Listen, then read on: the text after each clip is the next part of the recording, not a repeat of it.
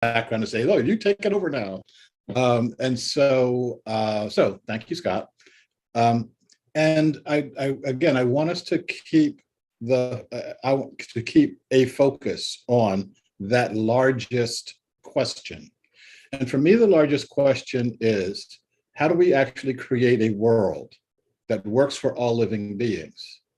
How do we go back and start correcting 500 years of history embedded in the DNA of all of us?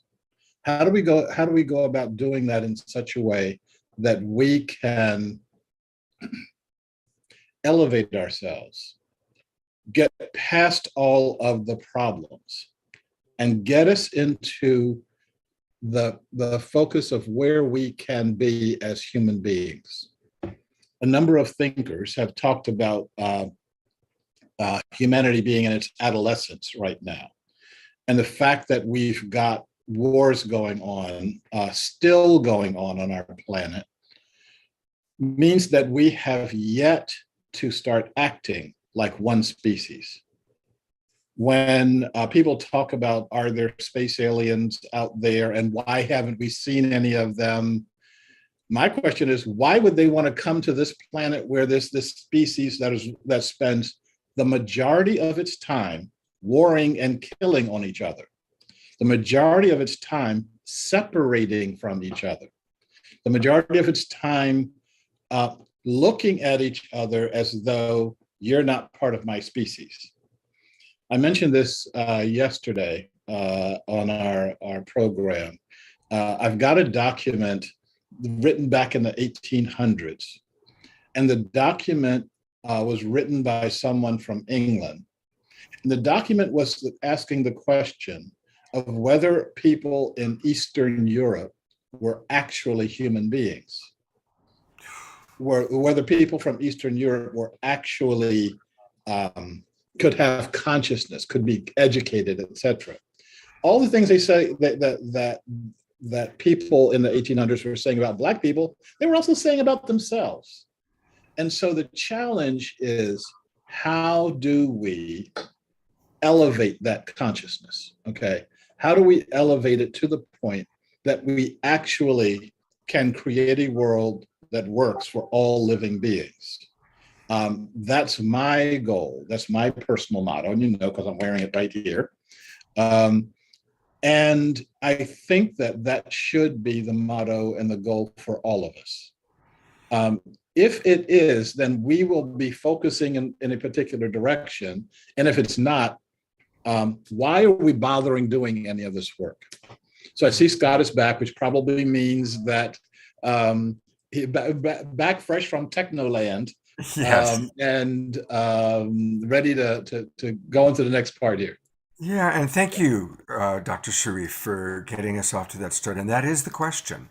This is the awakening world. That's our series. And every week we tackle and explore these topics and these themes.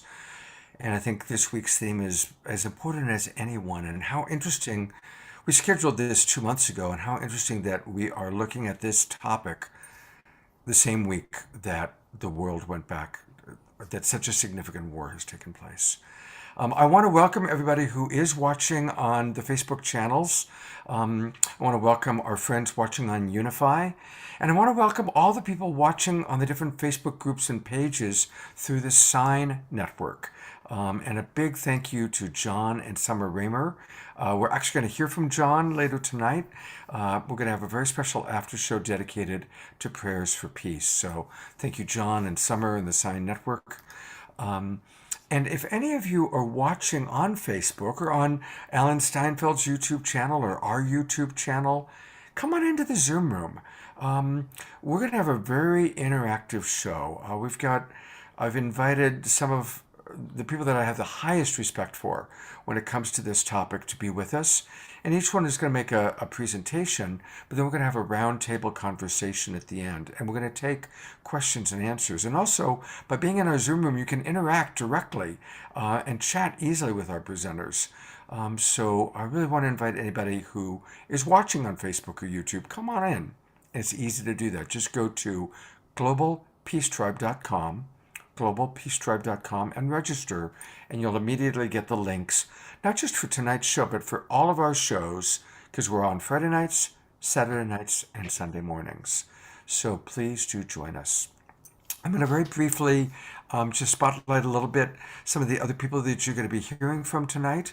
And just a reminder to our presenters to turn your cameras on. We are going to have Dr. Brenda Wade with us. And Dr. Brenda is someone who's been on my show several times. And we're going to hear, I'm going to do longer introductions, by the way, for each person. But Brenda's with us. Brenda is in the house. So thank you, Dr. Brenda Wade. We always have wonderful music, and Nina Gray, who has become one of my absolute favorite voices. She's a favorite of the Global Peace Tribe. Her music just opens our hearts, and so we're really grateful to have Nina back with us. Thank you. And doing double duty, Ivy Hilton, who's been with us 3 weeks in a row now. It seems like every show we're doing, it's like, oh, well, we got to have Dr. Ivy Hilton with us. So welcome. And then someone who actually started as a fan of the Global Peace Tribe and just somebody watching our shows. And the more I got to know her, she has so many beautiful contributions. So welcome, Josie Ann. Really grateful to have you with us. Misha is making his debut on the Awakening World and Global Peace Tribe. He is here to really kind of represent understanding from our perspective. Like, we're here to learn from all of you. And so Misha, welcome. Also, Misha is Trish Wright's beloved. And of course, all of you know Trish, who is my teaching partner and who usually hosts on Friday nights. And she is in Costa Rica right now. So Misha is also standing in for Trish to some degree. Of course, Sharif, my co-pilot for the weekend, is with us. Also, she doesn't have her camera on, but Antoinette Hall is going to be with us. Antoinette talking about Stand Up for Justice. And so this is our group for, there she is. She turned her camera on. Welcome, Antoinette. So these are our beloveds. And I'm going to acknowledge a few other people that are with us. The Wild Abbot, Jerry, is with us, and he comes to us all the way from Puerto Rico. And welcome, Jerry, for all of your support. He's not going to be speaking tonight, but he'll be with us. And again, I also want to acknowledge the person who really is my support person. She puts all the links as you're hearing to people. This is Debbie Johnson, who is the wonderful support person. And then later on, we're going to have an after show. And for the after show, Dot Maver is going to be joining us. And some of you who were in our early show heard her speak ever so briefly. So welcome, Dot. Thank you for being with us. And she's going to report on what took place earlier this morning from Auschwitz, this extraordinary gathering and this worldwide meditation that she put together. So thank you, Dot, for being with us. We always like to start our shows with music because music is the universal language. And again, I was really grateful when I was putting this show together and I asked Nina if she'd be willing to play. And she said, yes, I would love to. And so in turning it over to Nina Gray, she's a beloved musical songstress, but she's also someone who her songs always have a message. And Nina, I'd like to just invite you to share, in addition to whatever musical pieces you've chosen tonight, your thoughts on this very complex topic, this very deep conversation. I want to hear your words as well as your beautiful musical offering. Absolutely. Absolutely. Thank you, Scott. Really honored to be here. Sharif, I'm resonating deeply with the words that you spoke at the beginning, finding our reason for being. If we're not here for peace, if we're not here to remember that we are one human family, all different threads, diverse threads from the same fabric woven into the same quilt, then what is the point? And that's a question that I've meditated on so much. And as children, whether we witness children or we remember our childhood, we knew this. We were innately filled with this understanding that the differences about us do not outweigh the commonalities, that love should never outweigh fear.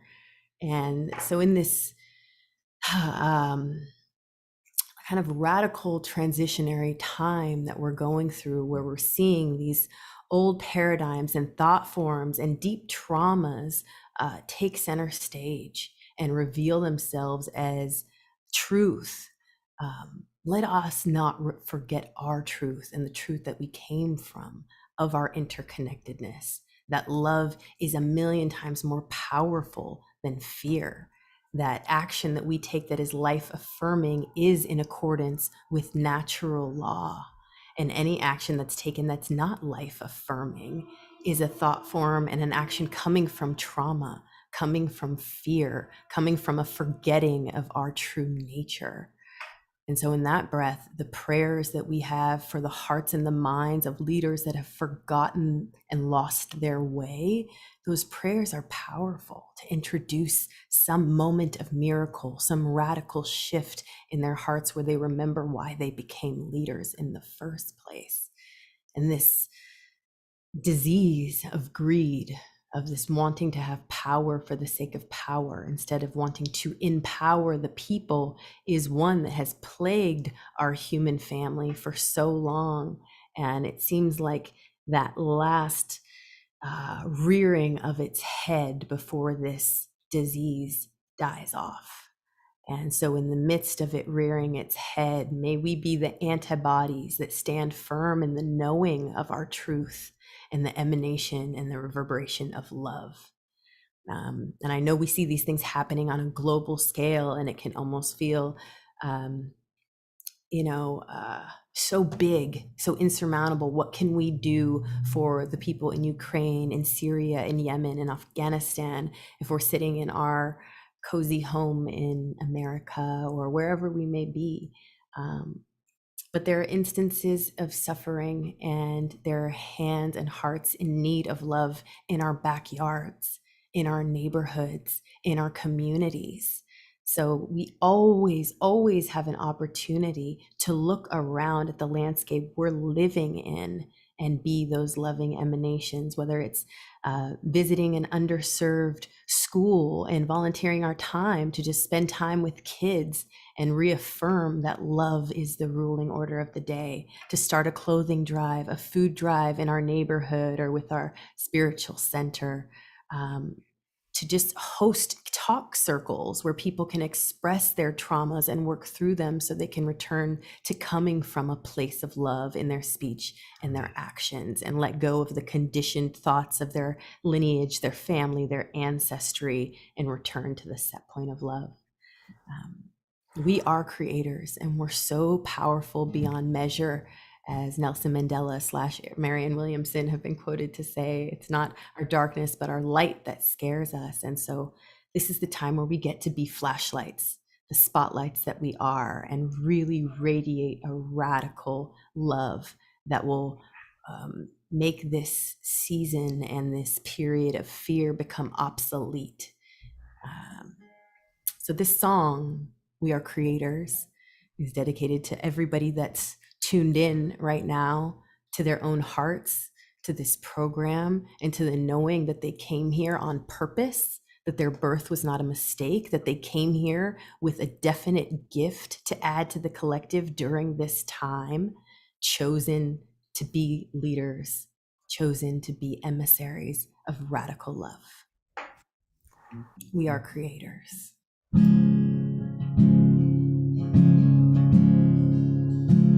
Hey, Mr. Sculptor, hey, Mr. Builder, when it all comes together, will it make the people better? Hey, Mr. Businessman, Mr. Shareholder, did you write your 5-year plan for New World Order? We're here to wake you up. No, we won't to old lies.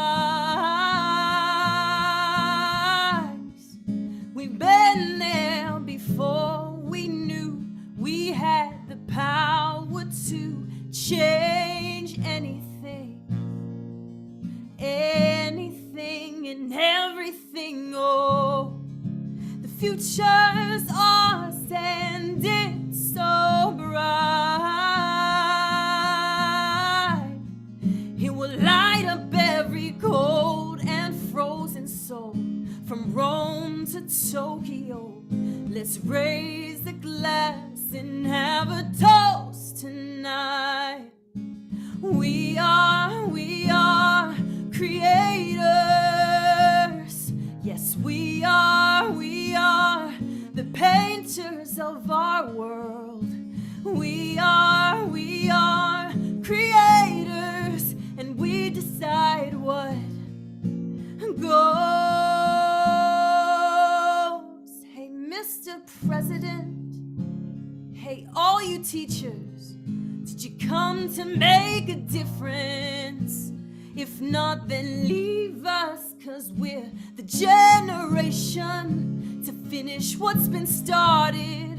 Goodbye to the old rules mandated by the heartless.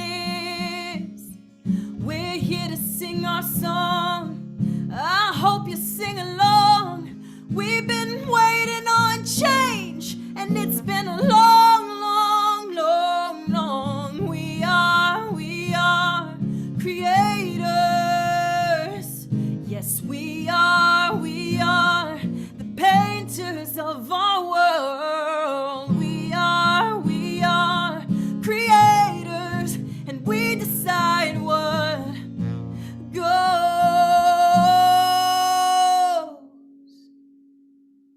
Love is the heart of everything. Love is who we are. Love is the heart of everything, and love is who we are. Love is the heart of everything, and love is who we are. And love is the heart of everything, and love is who we are. So let's raise our hands and lift our voice. They're gonna hear our sound. Let's make some noise. Let's raise our hands and lift our voice. They're gonna hear our sound. Let's make some noise, singing yeah.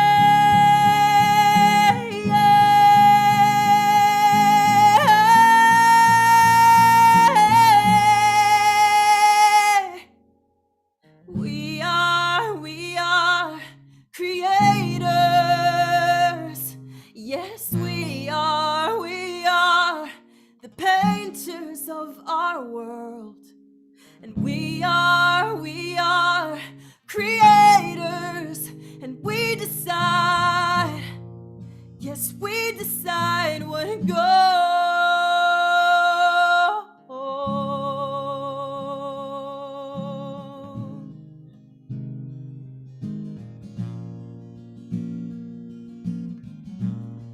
If you feel inspired to put what you are creating in your corner of the world, please drop it in the chat. We all have a beautiful divine responsibility, and we all have the power to create change. Sending my love. I'll pass the talking stick.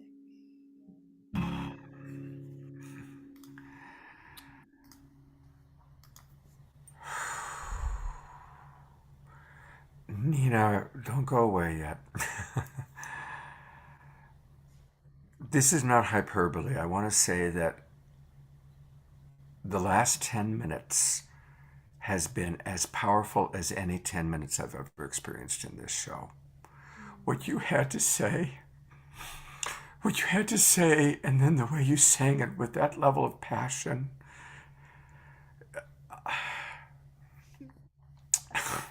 I just so honor you and appreciate you, and I'm grateful for your presence in our world, your presence in our awakening world, your connection to spirit and the way you bring spirit through your human body. Thank you. Thank you. Thank you, Scott. Thank you.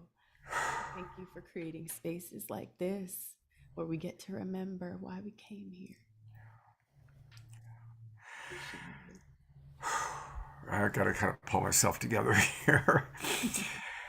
And people are already putting into the chat box what a beautiful suggestion Nina made, as we are, and so many people are writing, already before you even ask the question, how powerful your words are, how powerful your song is. So, what are we creating? So, I'm going to just ask us, let's take a minute or two to put into the chat box, and I'll take a look at what people are on Unify, if you're on Facebook, wherever you are. Use this power right now. What are you creating? What do you want to create? What are you creating? And then when we all go back and we read that, we can empower you. We can hold that prayer like, yes, Charlotte. Yes, Denise. Yes, Omashar. Yes, Carol. Yes, Mark. Yes, Dot. As each of you write, we can empower that. Love it. Yes. Yes. Nina is going to be back, so please continue to write. And I do want to let people know a little bit also. It's so important for us to support musical artists like Nina. The pandemic has been devastating to so many people, but it was especially devastating for musicians because so many of their ways to make money stopped. The festivals, the conferences, even clubs and restaurants shutting down. And so people that used to tour and sell CDs, well, no more tours, and nobody's buying CDs anymore. They're all listening to Spotify. And do you know that Spotify pays 0.003 cents every time they play Nina's song? 0.003 cents is what Nina makes when we're listening to her music on Spotify. So it's really important for us to support our artists. And first off, please, everybody, go to her website. It's her name, ninagray.com. It's spelled Ninagrae, Nina Gray, spelled Grae.com. Now, she's got wonderful music that you can get there. And what I want to invite you to do is do what I did. When I first discovered her, I became a patron. And it's so important for our musical artists to know that they've got a monthly amount of money coming in. And so you can join at $8 a month or $18 a month or $42 a month. And this is how we can support our favorite musicians. And Nina is prolific all the time. As I'm going through my emails, oh my God, there's another for her Patreon members. Here's a new song from Nina. Here is wisdom from Nina. Here's Nina in her car giving a download of the day. And it's always like such a joy to say, wow, what does Nina have to say today? What does Nina have to share in her musical moments? So I am getting so much by being a patron of Nina Gray, and I want to really encourage people to do that. Please, let's support our artists so Nina knows every month there's a certain amount that's going to come in from her Patreon account. We've got to support our musical artists. Listen to how she just opened our hearts with her wisdom. And Nina is wise as well as a brilliantly talented artist. So let's please all support Nina. Please. Thank you so much, Scott. Thank you. Thanks for being with us and getting us off to such an extraordinary start. And she'll be back shortly for a little bit more. She's going to lead our prayer this week. In a moment, we're going to hear from Antoinette Hall, but she's going to be talking about a very important project that she's doing called Stand Up for Justice. And I want to play a short video that is part of that. That's going to kind of introduce you to what she's doing, and it's powerful work that she's doing. So I'm going to play the video, and then we're going to hear from our beloved friend Antoinette Hall. Stand up for justice. This group marching down Main Street in Lake Elsinore today, calling for an end to police brutality and racial injustice. Did I share that properly? Were you guys seeing that properly? Was it filling the full I saw it. You Full didn't. screen? You may not have had it all the way full screen, but I saw it.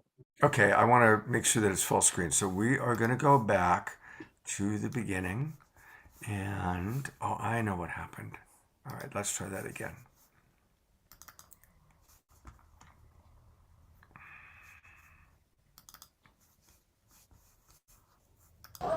Stand up for justice. This group marching down Main Street in Lake Elsinore today, calling for an end to police brutality and racial injustice. They also wanted to make sure their message hit home in other ways.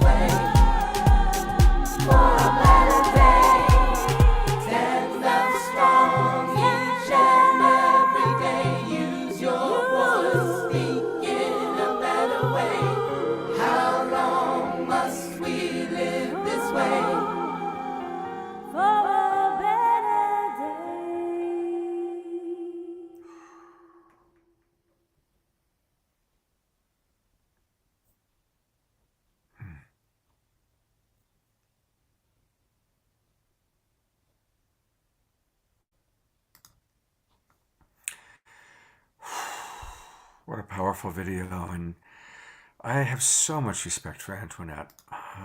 One of the things that I want to acknowledge is what a balanced life she leads. She's a reggae star. She's an amazing musical artist. She's an activist. She runs a spiritual movement with her beautiful husband, Pato Bantan. And there's so many things that Antoinette is doing in the world. And God bless her, she's with us tonight. And she was with us last night. And Antoinette, I really just respect you so much. Thank you for being with us. And please tell us more about the Jane campaign and Stand Up for Justice and what we Thank can you. do. Yeah. Thank you so much.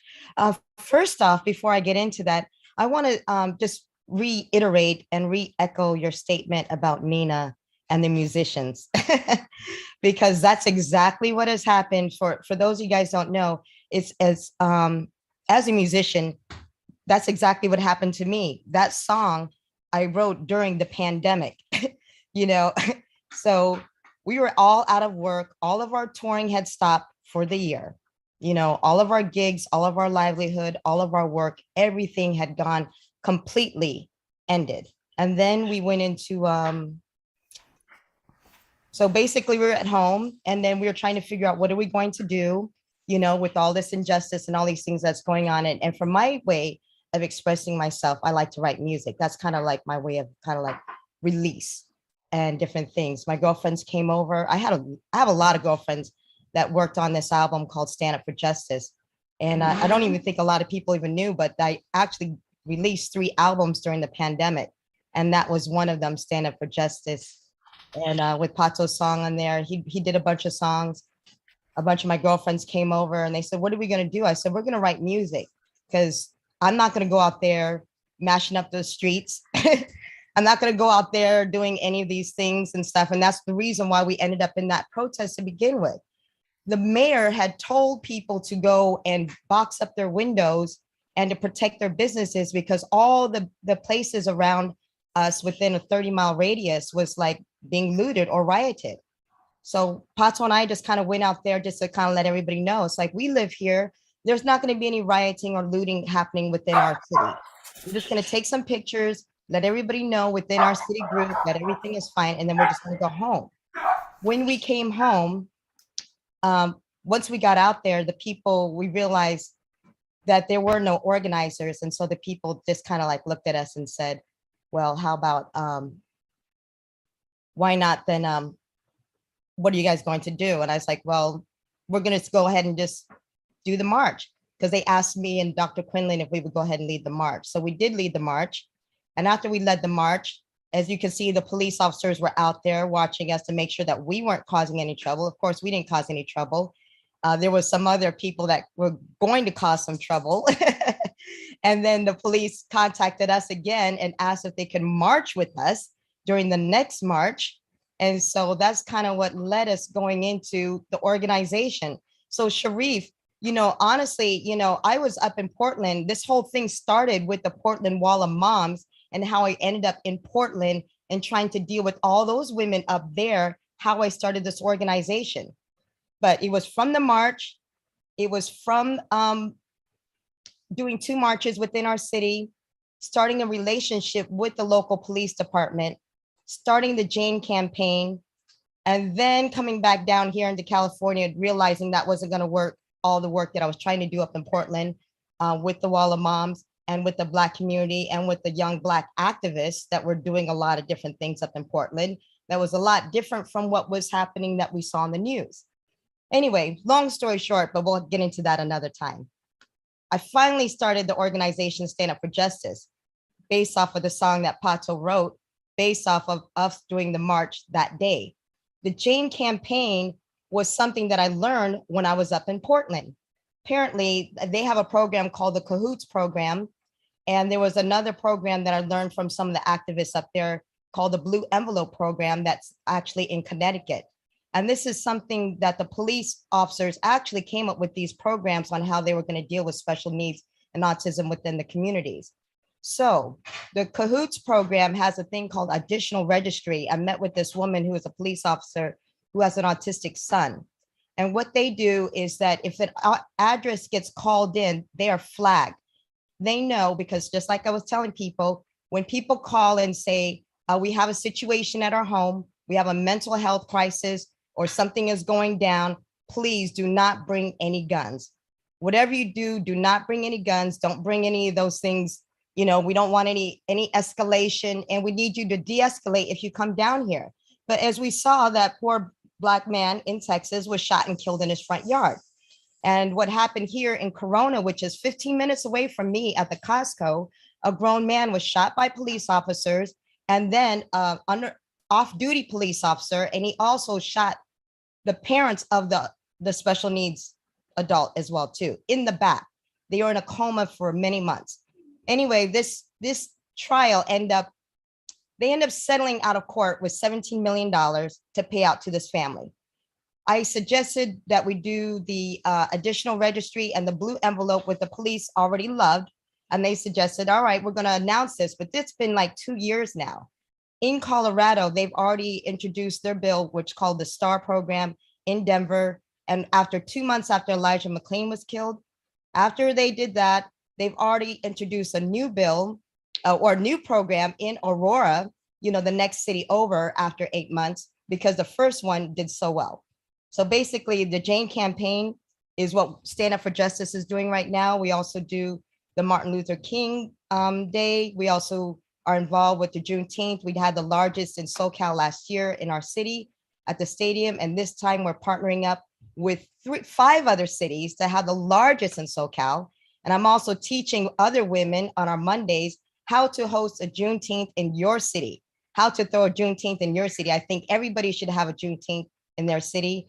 And we're also currently doing the Mothers for Deported Mothers at the border at Tijuana in San Diego. So any food, clothing, money donations, we are helping the Haitian refugee women, the African women, the Hispanic women, just everybody who's being kicked out of the country. There's a mother and daughter team out there, and we're trying to support right now. So thank you for listening. We are Stand Up for Justice. Check us out. Well, don't go away, because we went a little more with you. So,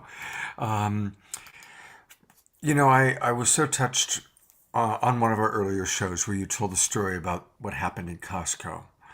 And I really appreciate how you are standing up for justice, but really doing it eye to eye with the police, doing it eye to eye and not in a us versus them, but in a, again, helping them to become more conscious, helping them to become more awakened. And thank you. Thank you It's for a that. very difficult time here in this city because right now our sheriff is up for re-election. It turns out if you see the captain who's marching behind me, he's retired. Same thing with the lieutenant that we brought the campaign to is retired. I think when we did this whole march together and we start working together, that might have caused a little bit of friction within the sheriff's department. Now that the sheriff is up for re-election, it turns out the captain, who is now retired, is running up against him. At the time, the people are kind of upset because they're saying maybe he's an oath keeper or he's a patriot or different things. I'm like, you know, who isn't in the police right now? You know, I mean, sure, I would love to get rid of all sorts of police officers, but also at the same time, we would be getting rid of every single police officer. You know, I'm trying to sit there and think about like, who can we actually work with? That's something that we can actually all do together. That Jane's son, her son that you saw a picture of him, he is bigger than me now. When we first met him, he was like up to my knee. If we go into Golden Corral and Pato, he's so good with him. And that's the reason why she even moved to Lake Elsinore, is because she knows that it takes a village to raise a family. Pato and I, we're godparents to so many children. They know if anything happens or if somebody needs us, we're going to take those kids to school. We're going to make sure they got food to eat. We're going to make sure everybody's checked out for each other. When we go into Golden Corral with this big kid, if he does not get to his French fries in time, that's a bull in a china shop. Everybody's going to go down, but not everybody knows how to control somebody, and not everybody knows how to deal with somebody who just really loves French fries or understands. But, you know, they do have training, and I don't understand why we can sit there and get a brand new, you know, like RV, police cruiser RV, you know, all that money that they did, they defunded, they gave it all back to them to buy more military gear. And I'm sitting there saying, if you can sit there, if you don't want to keep giving out $17 million or 20 million or 10 million there, just invest a few thousand into a decent training program. You know, something. Let's sit there, or some awareness. So something that we can all sit there and educate with each other, because even the additional registry, just get that website up there. I will go and sign every single person up myself if I got to do that. You know, got to do what we got to do. Thank you. We're going to hear more from Antoinette, but don't go away, because I'd like to jump in for just 1 second, if absolutely, I may. Sharif, absolutely. Okay, I'll make it 2 seconds then. Antoinette gave this vision of what's happening on the street. Okay, I want to give you a vision of the conversation that's happening in the background, and how difficult this is. I know a lot of the police chiefs, and I was talking with the police chief, not of Portland, but of one of the surrounding cities. And he was talking about his frustration. He said, if there's a situation like what happened with George Floyd, he says, I already know the 5 officers who would be involved in it. He says, I know who it would be. He said, I would love to fire them. And he said, I can't. The civil service laws, and they know how to play the laws. They know how to manipulate the police union. He said, I can't fire them. And he said, when that incident happens, it's not if, but when that incident happens, I'll get fired. Wow. Now, so when we talk about justice, we talk about changing, we're talking about changing a stupid, silly bureaucracy. And we need to apply the pressure where the pressure is actually going to do some good. Trying to get someone to change who's already changed. I mean, this guy, he said, I want to do all these things. And this book over here says I can't do it. And so our challenge is, how do we own up? How do we all level up and start recognizing who's trapped by the system? And something that Václav Havel said, the line between the victim and the victimizer goes through each one of our hearts. So our challenge is, how can I remove the victim from my heart? How can I remove the villain from myself? How can I remove all those situations from the systems that are holding them in place, that make it so easy to buy buy more military gear? It's almost you don't have to think about it. Say, oh, here it comes. And to start recognizing that the transformation of our security has to happen at a total, profound level. I would go further, but I'm going to talk a little later on, so I'm not going to go any further right now. Thank you, Sharif, for, as co-pilot, you're always welcome to jump in, and I do appreciate that perspective. You're muted, Antoinette. I was just going to say, just as a reminder too, as what's happening out there, we live here, and that every time all those riots and looting was happening and going on, they always look to us as if we're the ones doing it. And I was up in Portland, and it wasn't the Black people up there either. I went up there, and that's when I went and found them. I found the Black people who said, they're saying, I tried to stop them. I was begging them. I tried to stop them. We was trying to keep the peace. And same thing here. We live in an area where we're the minority in these areas. So because we're the minorities in these areas, if anything goes down to, they always look at me and Pato. Those are the only Black people we ever seen out here. So it's Pato and myself. And I'm always telling Pato, you got to be careful how you going out there, especially at night, even in the daytime, what you're wearing, how you dress. Same old issues. Yeah. One of the things, so Antoinette, if you've been in Portland, you know that there were like 3 centers for this activity: Mhm. downtown, Northeast, Martin Luther King Avenue, and Lloyd Center. Okay, Mhm. so right now, as I'm pointing my finger, I'm pointing at the Lloyd Center. I live right across the street. Okay, and I was watching people trying to burn down the Lloyd Center. Mhm. Not one of them Black. I know. Okay, Mhm. not one of them. A lot of them not even from Portland. A lot I of them know. from who knows Everywhere. where. And Mhm. they're on my front steps exchanging Molotov cocktails. Okay, Mhm. I'm looking out this window right here, and I'm watching this going on, and I'm saying, there's a whole other level of game going on, and that's why I say when you create the goal that says we're creating a world that works for all living beings. Are you with us, Mr. Molotov Cocktail? And if you're not, can you go somewhere else? Because you're not part Exactly. of this. And I think that we, all of us, have to be very serious about. How we keep the peace. I was going how we do our own self-policing. Mhm. To say, look, if you want to have your own demonstration or whatever, go do that.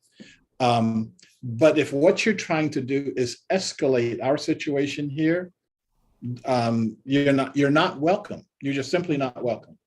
And Gandhi did that. Martin Luther King did that. Martin Luther King made people sign statements of nonviolence. Mhm.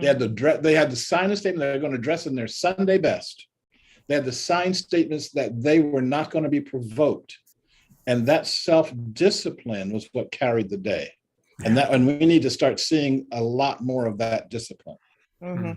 And And I'm gonna go back to muting myself because I'm having too much time talking to you. Okay.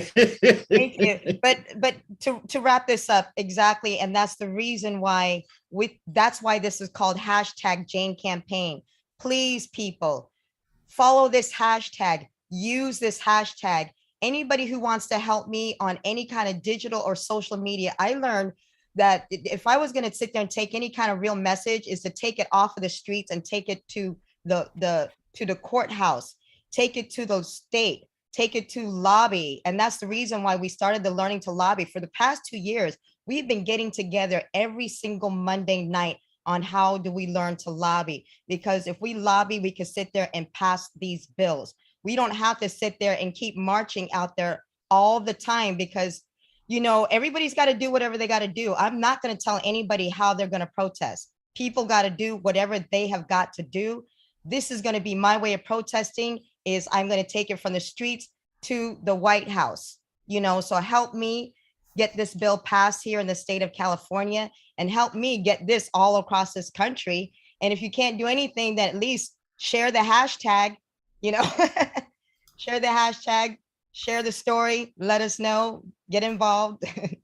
Thank you. Okay. So stay with us for a moment. Global Peace Tribe raises money. We started as a fundraiser, and we're probably close to $200,000 that we've raised in the 2 years that I've been doing these shows on Saturday night. And when I talked to Antoinette, I knew that I wanted to, this weekend, dedicate our fundraising to Antoinette's work. And her beloved husband, Pato, said, Scott, raising money for the Stand Up for Justice is important, but she actually needs support in another part of her life. And that is that Antoinette got a very difficult diagnosis, and I'll let her talk briefly about it.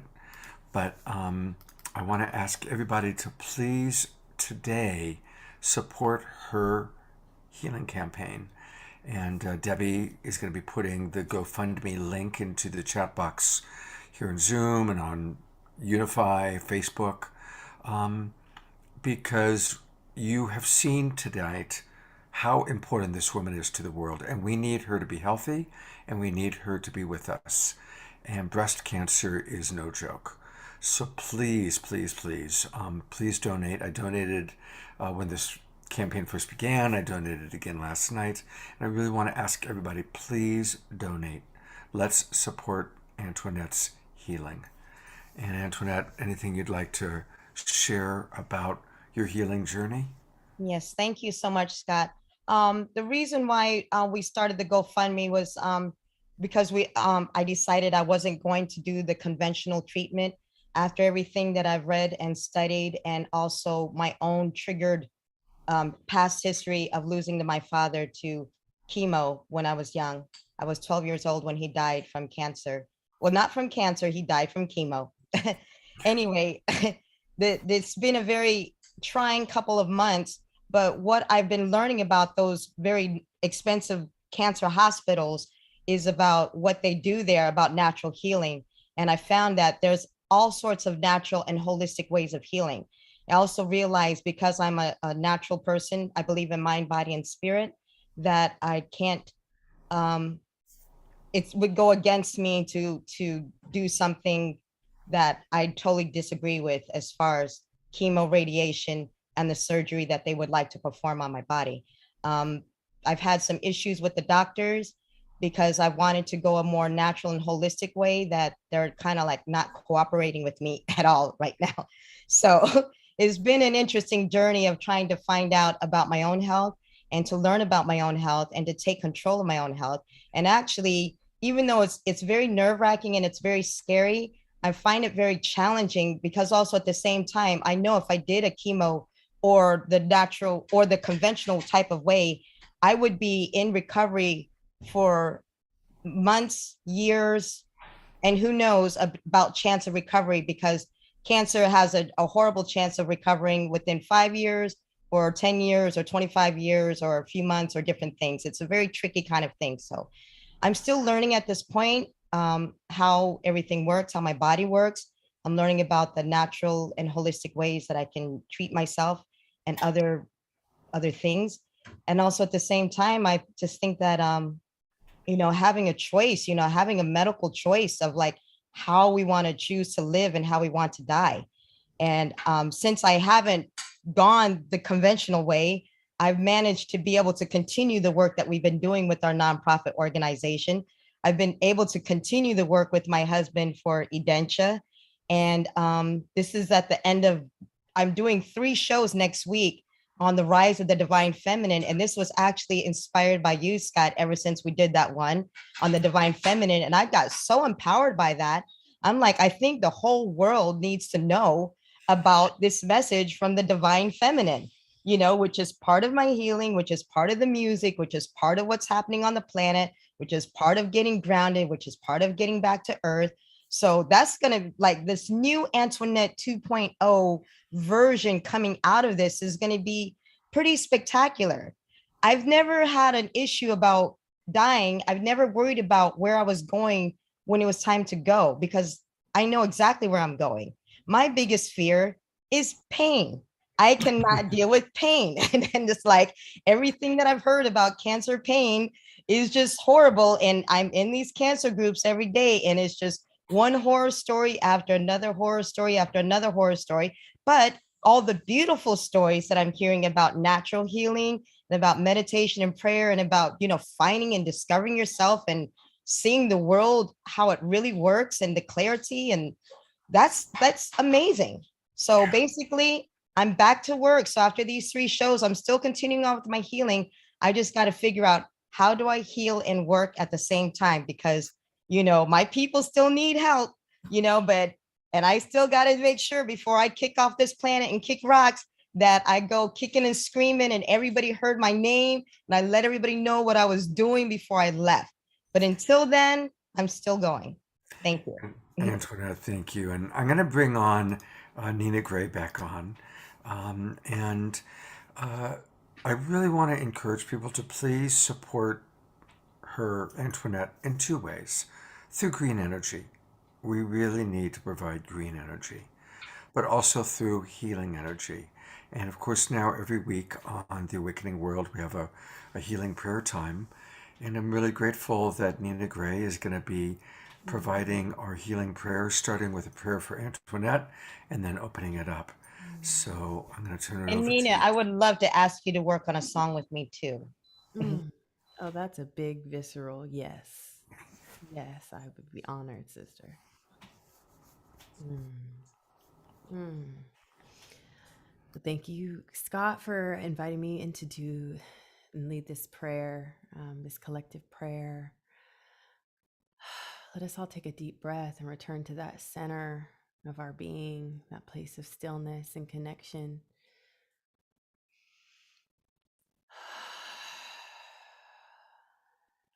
Dear great creator, most high Holy Spirit, Mother, Father, God, we gather here in this global peace tribe to bring forth your energy, to bring forth your energy of healing, the spirit of your grace, your mercy, your compassion, your forgiveness, the healing properties that are life affirming properties. May these properties fill the spirit, the body, the mind, and the heart of Antoinette and amplify all of the cells so that they may work together to move through this season and on to the 2.0 version of Antoinette. May this love and this grace reach into the cells of all beings on this planet. All beings that may have forgotten the power of your glory, the power of your love that is always a presence and never an absence. May there be a divine miracle in the minds and hearts of all of those who have forgotten the way, the path, the place of joy, the place of love, the understanding and the knowing and the remembrance that we are divinely connected, never to be separated, and that any wrongdoing or ill treatment of one human being is a wrongdoing and ill treatment to all of us. May that divine remembrance spark and sprout a new seed inside the hearts of those that have chosen to forget, that have are living in a shield of unconsciousness that creates actions that are not life affirming, that are destructive by nature. Let us remember that we are here as creators, as emissaries of the great creator, and that we have the power within us to create a new world, to create new paradigms based on love as the foundation, based on empathy and compassion and awareness of all of the struggles that we go through on a personal, collective, communal, national, world level. May these systems that are rooted in inequity be reimagined by all of us. May we hold visions of systems that do not keep people in a mode of survival and thus choosing action that may not be of the highest good to themselves or one another. For where those that still exist in survival cannot exist in a state of thriving and often do not have the choice of living a life that is free of the struggle of this world. We are so capable with your power, with your glory, and with your grace, and with your wisdom to create new systems and to come back to the fundamental ancestral wisdom that exists in our DNA that knows how to create a world that works for everyone. May we remember. May we remember.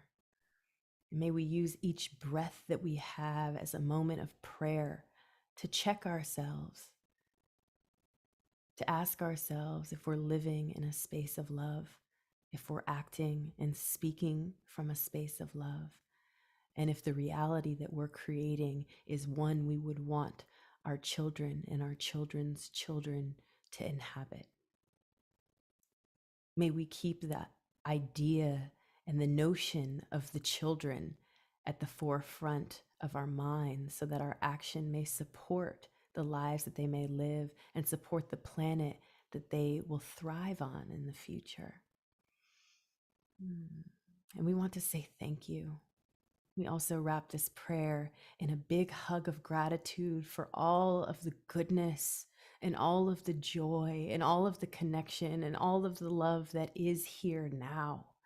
Let us not forget, and let us never be hopeless, because we only need to look around at the trees and the mountains and the oceans and the animals and the children to remember how beautiful you are and how innately loving and giving you are.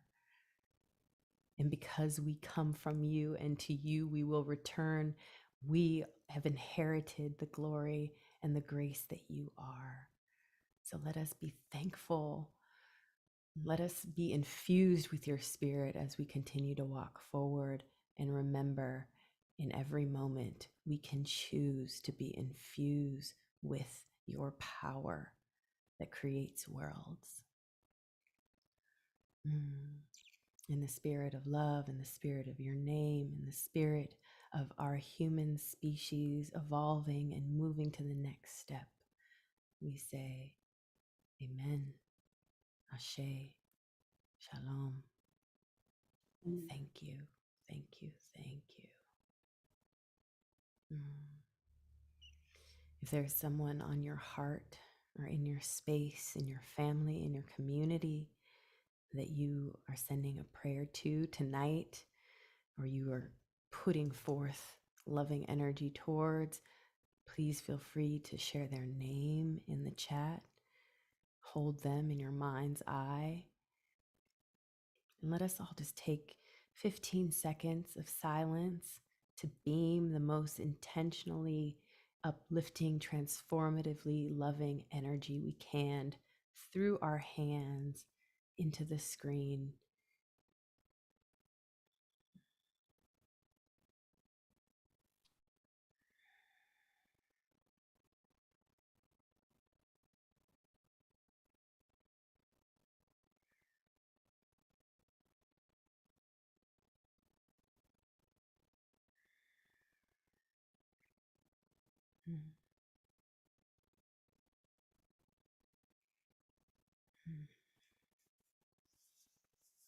May all of us and brothers and sisters rise together.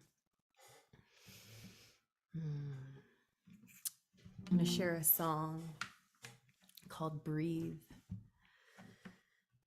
in the spirit of remembering that moment by moment, word by word, thought by thought, action by action, we can always return to our breath to recalibrate and choose to remember what frequency we're tuning into, and thus what reality we're creating.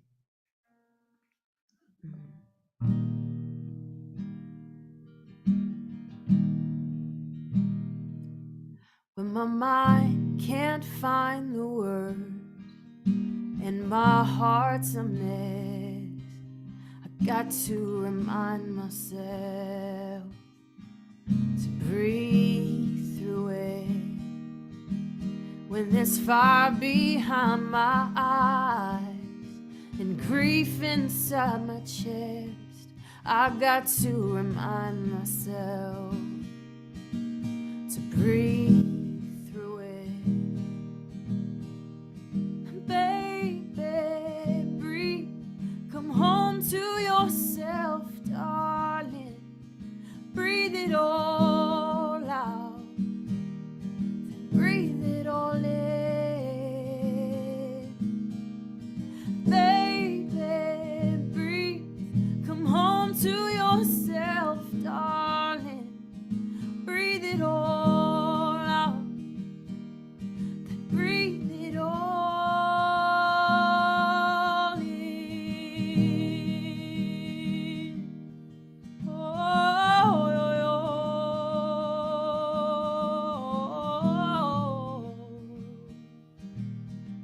yeah. When the weight of this whole world feels so heavy on my soul, I've got to remind myself to breathe through it. When the shadows and and the depths will not let me get no rest. I got to tell myself to breathe through it. Baby, breathe. Come home to yourself, darling. Breathe it all out. Breathe it all in. Breathe it all in. Baby, breathe. Come home to yourself, darling. Breathe it all out. Breathe it all in. And don't make it complicated, babe, just breathe.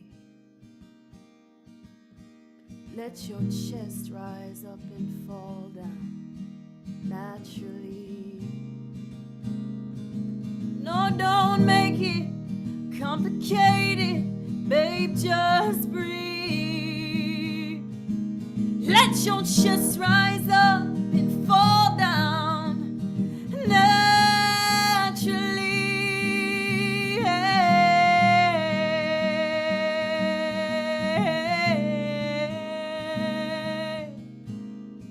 Baby, breathe. Come home to yourself, darling. Breathe it all out. Then breathe it all in.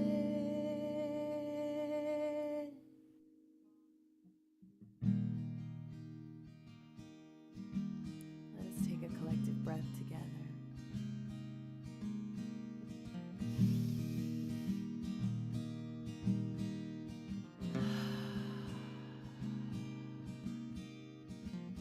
For the people of Ukraine, for the people of Syria, of Yemen, of Afghanistan, Palestine, and Iraq, and Somalia. We send prayers of peace. May the power of the Most High's love wrap around you in these times. May there be a candle of light in the midst of this darkness, as a remembrance that we will move past this era of war to a higher plateau of peace. Thank you.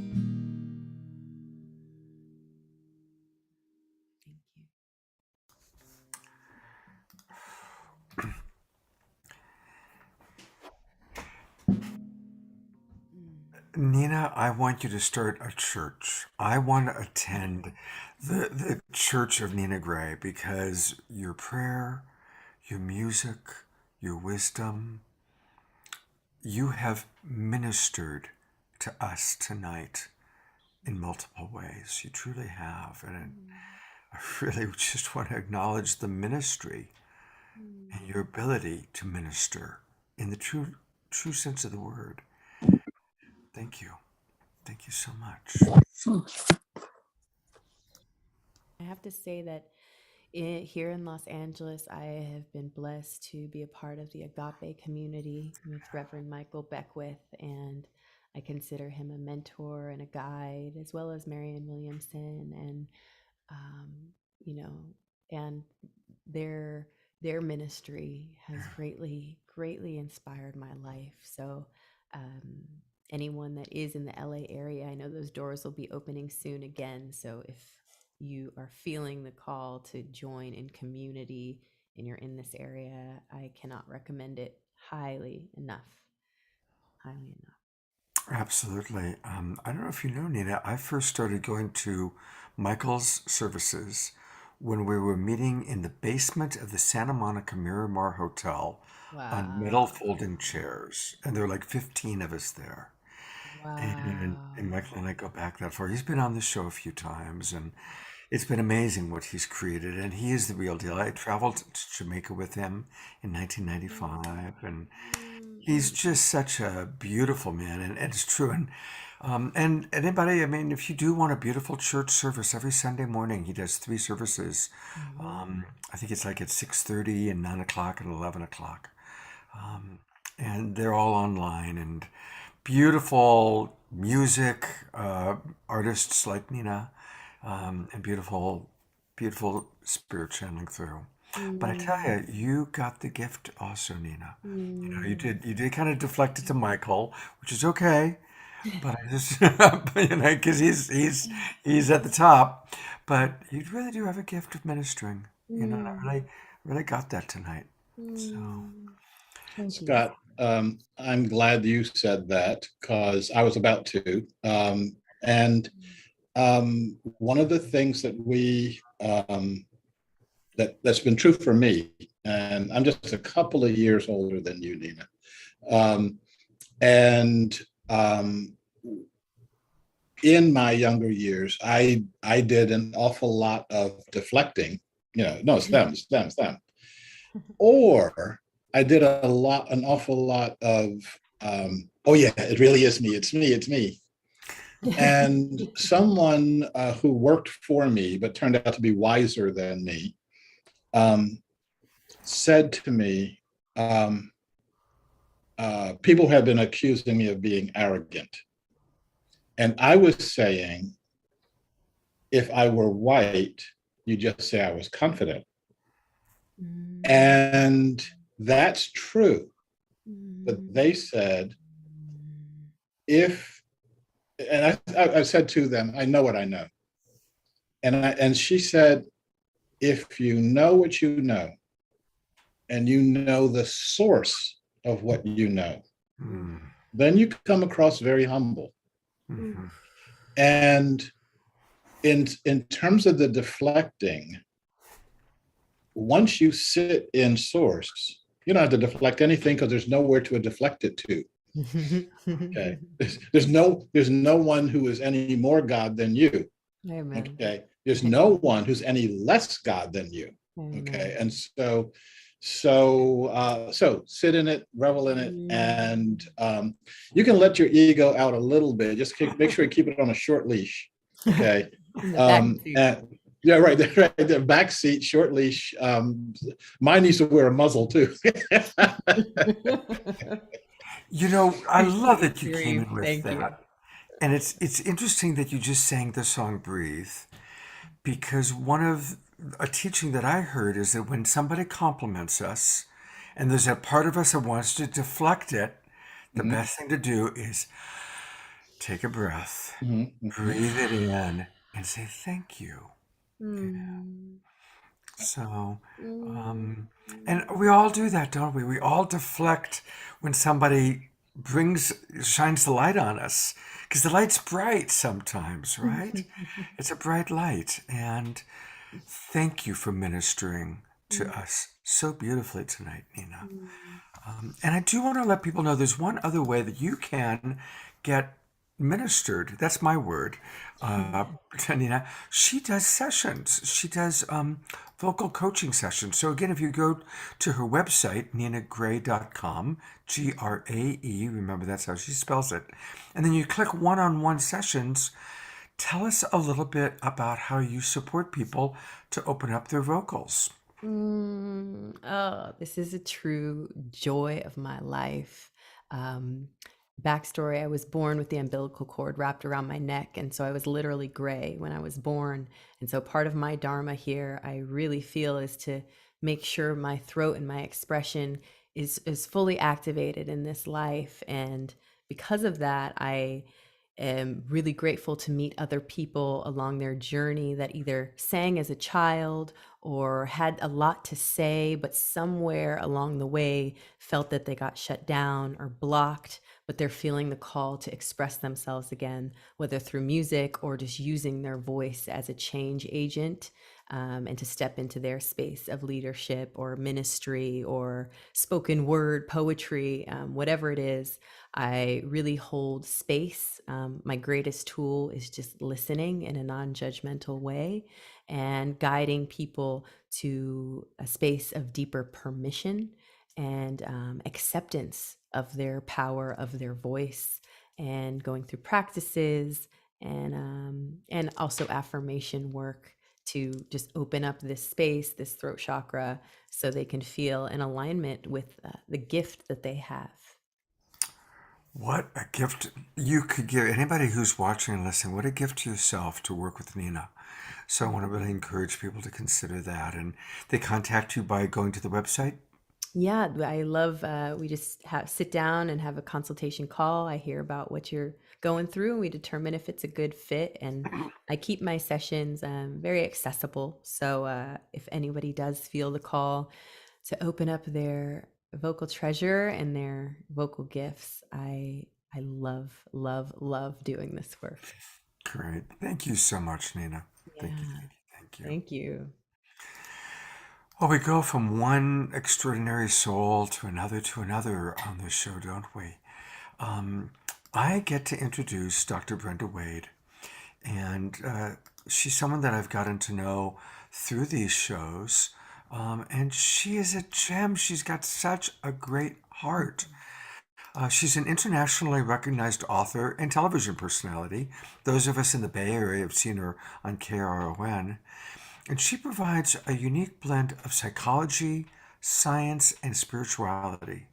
And she's become one of the most renowned psychologists in America through her television shows, her best-selling books, and her breakthrough seminars. And so we're really fortunate to have Dr. Brenda Wade with us tonight.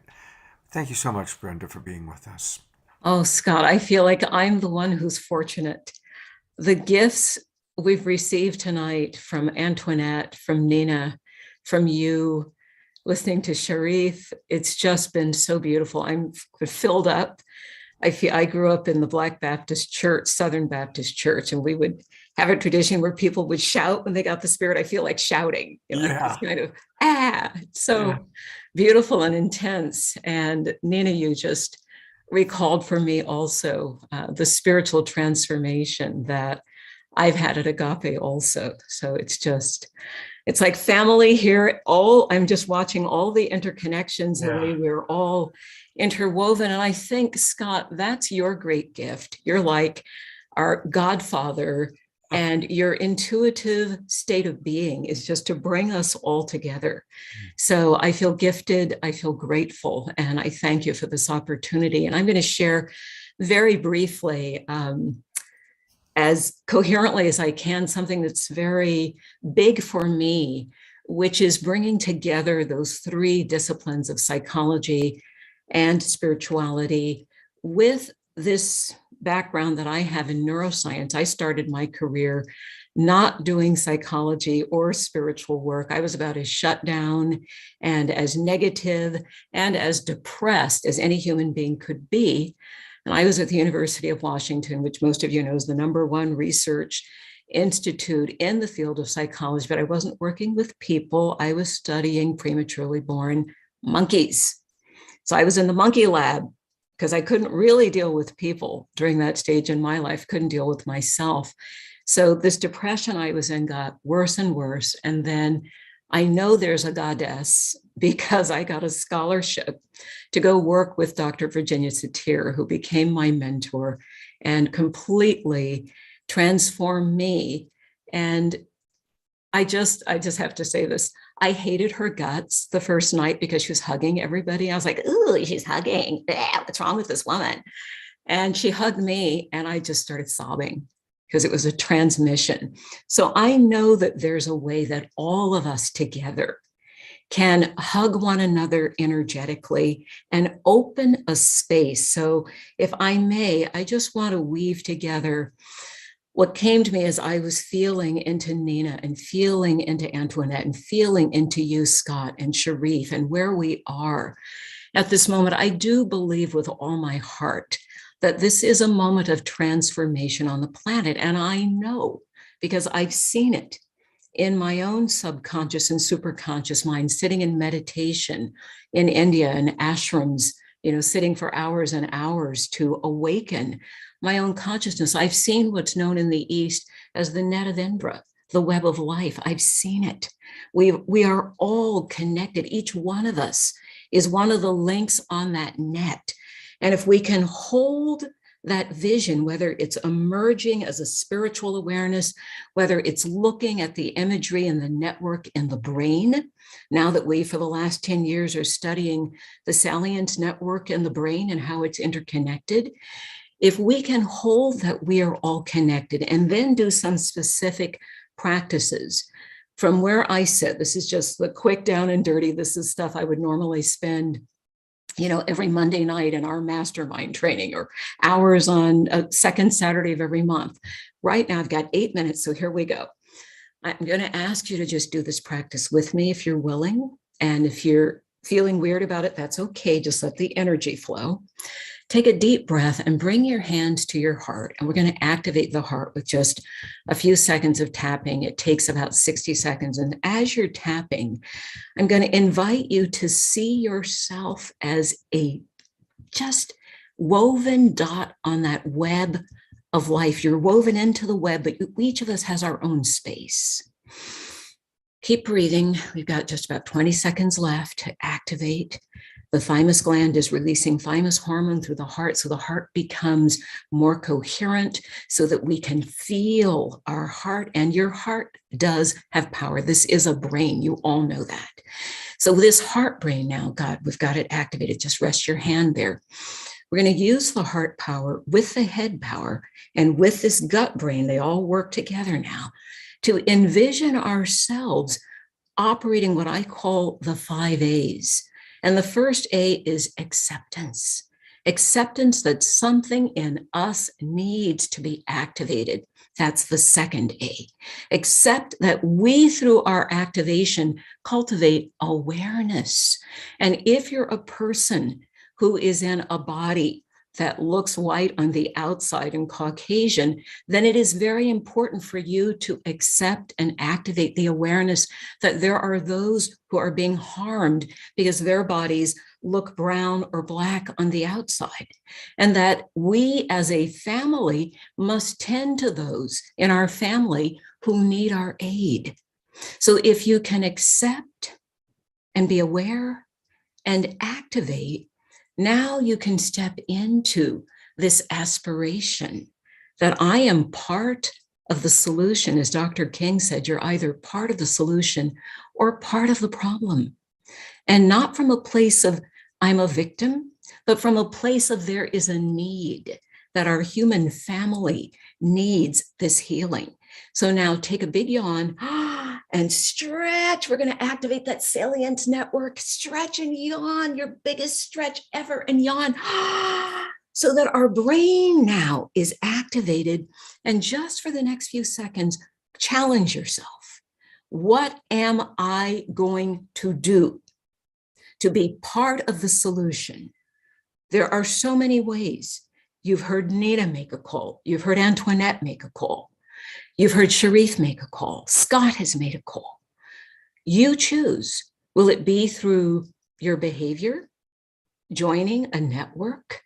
Will it be you who are marching? Is it you who will donate funds, what Scott calls green energy? Will it be you who says, I'm going to take a deeper dive into my own study of self-awareness so that I can bring more of my authentic being to this movement that needs to happen? Because it's only through recognizing that there are those who need healing, upliftment, and opportunity that we all can give our gifts. And when we're all giving our gifts, that's the synergy. That's the synergy of us becoming a true family. So I want to leave you with a specific practice, which is activating your A's through activating the heart and through envisioning this net of Indra that we are integrally. There's no way out of it. We're all connected. And either everyone is lifting up the net, or if there's a pull downward, we're all losing energy. We're all losing light. So it's up to each of us to do our part to lift up. Now, the last thing, this is something that so many of my friends who are Caucasian have asked me. What do I do? So I boiled it down to one thing. If you're not sure whether what you're saying or doing could be harmful in this context of racism, ask yourself, how would I feel? It's so simple. How would I feel? I've had some of my closest friends say things to me that were shocking, like, what's wrong with you, Black people? Or why don't you do this differently? Then it would be that way. And for me, what I'm hoping for and asking for is a level of awareness that says, I'm not sure what to do, but I'm thinking of doing this, or I think I feel this, or I wonder if you check this out with me, how can I be of the greatest service? So it's asking a question. If you're not sure, just ask the question. And for those who are being asked the question, I can guarantee you most of us who look like me or were raised like me or come from a culture like mine would be open to that heartfelt question.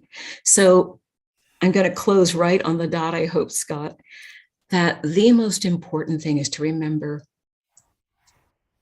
we're in this web of life together, and we are here to learn how to love unconditionally. That's the curriculum for life, to learn to love unconditionally. Thank you. That was brilliant, just brilliant. And now I'm feeling guilty that I said to you at some point, Brenda, keep it to 8 minutes, because every second was so well utilized. And Brenda and our other presenters are all going to come back. We're going to have a roundtable conversation to complete our main show tonight. But Brenda, thank you so much. Thank you. And thank you for answering that question that, as a person of Caucasian, we are wanting to know what can we do. And thank you for that reminder. Let's just slow down and think before we speak, and ask and not tell. Ask and not tell. Thank you. People can reach Dr. Brenda, by the way, by going to, for those of you that are on Facebook, and just put in Dr. Brenda Wade. And that's a wonderful way to reach her. That's what showed up on my thing. Is your website up yet? You know, our new website is launching at the end of next week. I'm so excited. But also, Scott, if I may very quickly, anyone who does want to reach out, you can get a free teleseminar from me, get one of our Zoom seminars. Those are an hour and a half long on the second Thursday of every month. And I would be honored to have you join us and do a deeper dive into this kind of integrative work. And where do they find the information on that, Brenda? If you go, it won't be on the website till the new one launches, but just send me an email and I'll send you a link, a Zoom link, so you can jump in. All right. And Debbie will put your email address in. Thank you. It's love, L-O-V-E, as you might have guessed, at docwade.com. That's easy. love@docwade.com. Beautiful. Beautiful. Thank you. Thank you so much. And Dr. Brenda and all of our guests are going to be back in a little bit, so we'll get more of her. All right, well, we go again from one magnificent soul to the next, and I get to introduce Ivy Hilton. For those of you in the early show, I mentioned it before, Ivy set a new record.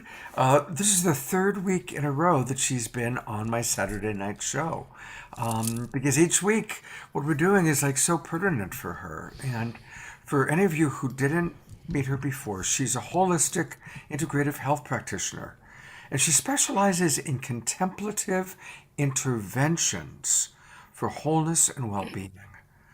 I'm going to read those words again because it's such a powerful combination of words, and think about how important this is. She specializes in contemplative interventions for wholeness and well-being. Most of us know her for her sound healing and her sacred performance artistry work. But she's got so many more things. She's a mindfulness licensed psychotherapist, a nationally certified restorative justice trainer, which is why I invited her to be on tonight's show, a recording artist, and so much more. So, Dr. Ivy, thank you so much for being with us tonight. Wow. I'm being deeply blessed by this opportunity to just be here and watch this beautiful, beautiful energy that is flowing through my computer screen right now. And it is truly a blessing. Thank you for having me again. Absolutely. So please tell us about the work that you're doing and take it away. Okay, well, there is some controversy that's out there that says social justice and restorative justice don't blend, but I'm one to say that that is not true. I really believe that social justice and restorative justice are absolutely married to one another because what we need is love. And I'm so happy that Dr. Wade brought that up because the energy of love, which is actually the name of my new EP that's coming out, Frequency of Love, is being able to tune into those frequencies so that we can raise our level of awareness, raise our heart chakras. And when I'm thinking about harm, I said, oh, right. What will I share when I come here? As a restorative justice practitioner here in the Washington, D.C. area, we have a company called Youth and Families in Crisis, Ma'at Institute for Restorative Justice. And one of our main objectives is training professionals who are out there doing this social justice work, doing this justice reform work so that they can build their skills and be extremely effective. And mostly what we're focused on is how do you first help yourself to transform through the process of various practices. And one of the things that I wanted to share today around what we're doing is the Circles of Hope and Healing Project. When I think about social justice and I think about violence that we're having in our communities right now, one of the things that we've discovered that in certain communities, in most of the communities where violence is really taking a strong hold, is that that whole concept of gentrification is causing a lot of conflict, stress, tension, and anger.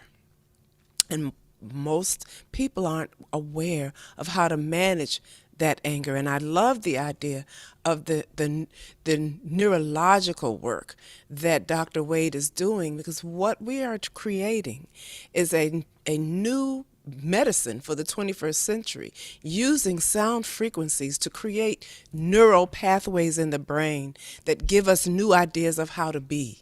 And that is what restorative justice is. It is a philosophical construct of how to behave, what to believe, and how to be. And the Circles of Hope and Healing is a project that we started teaching individuals how to run healing circles, where we can have these deep conversations with individuals that we're in conflict with, to try to create peace in a very challenging community where we can learn and build relationships with one another, where we can begin to shift our hearts and our minds and creating that alignment that Dr. Wade was talking about.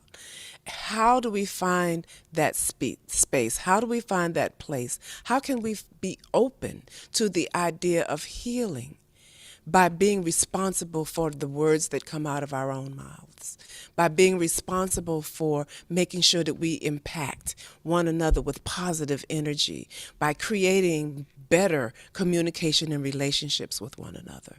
So what we do is we go around the city and actually in other areas around the country, teaching circle keeping as a way of bringing peace, having an opportunity to speak around what social justice is in our lives, discussing inequities, and building those relationships that create those bonds that are necessary to make that transformative shift in society, in our communities, in our families. We focus on justice that transforms not only social relations, but also social structures. So having these circles, having people who are skilled in how to run the circles is very critical. It's not just a group. It's not just a talk circle. It is a spiritual design on how to connect heart, mind, soul in conversation, particularly difficult conversations, and then coming up with solutions of how we will build better relationships with one another, and more specifically, how we will build relationships with ourselves. We teach this in the school systems. We teach this in law enforcement. We teach this in communities where individuals are literally on the ground, boots on the ground, addressing, preventing, and strengthening those lives of individuals that are involved in violence. And we connect that violence to the social injustices that are going on in the community. So we want everybody to learn how to become a circle facilitator where you can literally guide and direct real conversations that will result into positive outcomes. Wow. Thank you so much for that. I'm going to go to gallery view so you can see all the people just thanking you, and you're getting a lot of love right now. Awesome. Yes, we've got to do it. We can have conversations, we can have conflict, but if you don't have the skills to actually have that conversation, it can turn into more violence, more trauma, more stress. So we view everybody as the potential leader of your family, of your community, as the one to lead that conversation so that we can shift consciousness, change minds, and build better relationships with one another. And I wish I could do that, go over there in Russia and do it, and to Ukraine so that we can actually help individuals to have this conversation, because you're going to talk about that at the after show, because this is very serious what is going on when we do not understand how to address our own trauma. I thought I was going to talk about post-slavery trauma and how that's relative to social justice, but it's all relative. I want people to learn how to run these healing circles so that people in your community will have that opportunity to raise their consciousness, release that trauma from the heart, and really replace it with love. And I leave with the idea or the challenge of the 40 days of love, that from this moment on, for at least 40 days, every time you get upset, every time you see a social injustice, something that is not working out for you, embrace it with love and see the power of the outcome that could come. Beautiful. Ivy, how would you like people to reach you if to learn more about the training? Oh, well, you can give me a call. I'm just actually going to put my phone number out there. Is that all right? Absolutely, if you're willing. We're all family here. Yes, it's 301-395-0460. You can also go to drivysoundspa.com and send me an email, or youth and families with IES in crisis.com. And that is how you can reach me. And here's the Dr. Ivy Sound Spa website. And there's a lot going on there. So if you go to contact, you can contact her that way. Yes. But Dr. Ivy, I also would love for you to share with us, you've got something really special happening next weekend, next Friday night.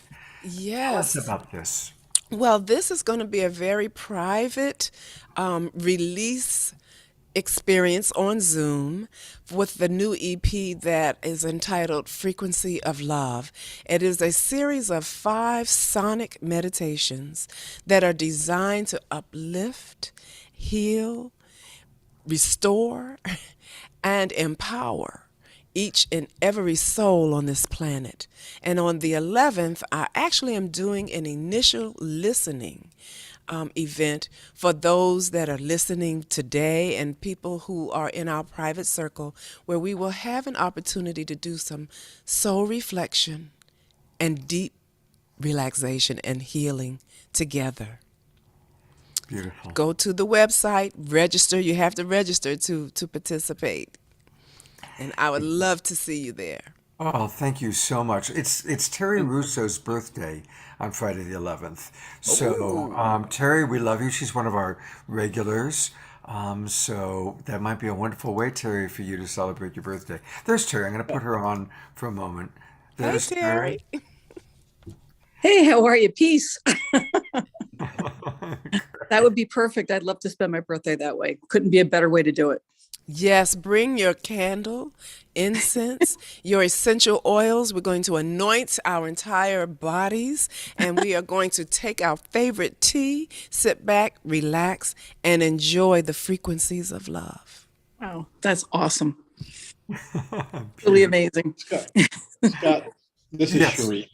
I wanted to echo something that Ivy just said. And I see it's being echoing in the chat also about going to Russia and talking to the people there of Russia and Ukraine. I've been to Russia 3 times and recognize something that I've recognized around the world is that all of us really are the same. Same hopes, same fears, same misunderstandings of reality, etc. I wanted to say another thing, and Scott, unfortunately, I will not be able to do the after show event, but we talk about how Russia changed and how it opened up, et cetera, and all the State Department work, et cetera. The real work was done on the ground by citizen diplomats who had no training, no education, but they just knew that people to people had to create something. And during the Cold War, they just bought plane tickets and went to Russia and started talking to people. Russia started coming over here and talking, and all that talking loosened up our State Department, loosened up the Kremlin, and that created the groundwork. So someone, I had the quote up here, someone said, they would support you going to Russia and talking to people. I would support them going to Russia along with you and talking to people. What we need to be doing is not be dizzied by all the rhetoric we're seeing in the newspapers and recognize these are human beings hurting other human beings on all sides. And what we need to get done is to get all sides to talk to each other and not shoot at each other. I actually did this in Sri Lanka. We don't have the time to talk about the peace efforts in Sri Lanka, but we got a shooting war to stop nonviolently. At some point in time, Scott, maybe we could get on and talk about the Sarvodia and Dr. Aryaratne and that peace process. Maybe even get Dr. Aryaratne to show up on the program. We did everything we needed to do, and it worked. It's amazing people don't pay attention to it, but yeah, it definitely worked. So yeah, just buy a plane ticket, go and open up your heart and see what you can do. Beautiful. I'm a big yes for that suggestion, so we'll talk about that and we'll make that happen, Sharif. And Ivy, thank Can I you say so something much. to Ivy? Yes, please. Yeah. I just want to say that I love what she said about the love, because that was actually the title of one of Pato's album, which is called Love is the Greatest. And that comes from a quote that we both read from the Urantia book called Devote Your Life to Proving that Love is the Greatest Thing in the World. Wow. And so the album is totally dedicated towards all the different aspects of love, that's the most powerful thing that you can do. And it became like my anthem, my mantra, my theme song, my, you know, that's my mission. If nothing else, it's the most powerful weapon in the world. But thank you so much. I love what you're doing. And I would love to get into one of your sound healing meditation things. Okay, well, we're connected now at the Hip for Life. So I do have the Sound Spa. It is on Facebook and it's on YouTube, Dr. Ivy's Sound Spa, that I actually started the month of when we first started the pandemic. And I would do it once a week, until maybe about 5 or 6 months ago when I started working on this new project. Part of my healing. It's part of my healing. That's what I'm saying. That's the only thing I'm missing is the bowls, because I got the music, but I don't have the bowls. Oh, well, you've got to get the bowls. You've got to get the bowls. What we know now about the research around brainwave entrainment, that all we have to do is put our bodies into the resonance of those singing crystal bowls that have those high frequencies.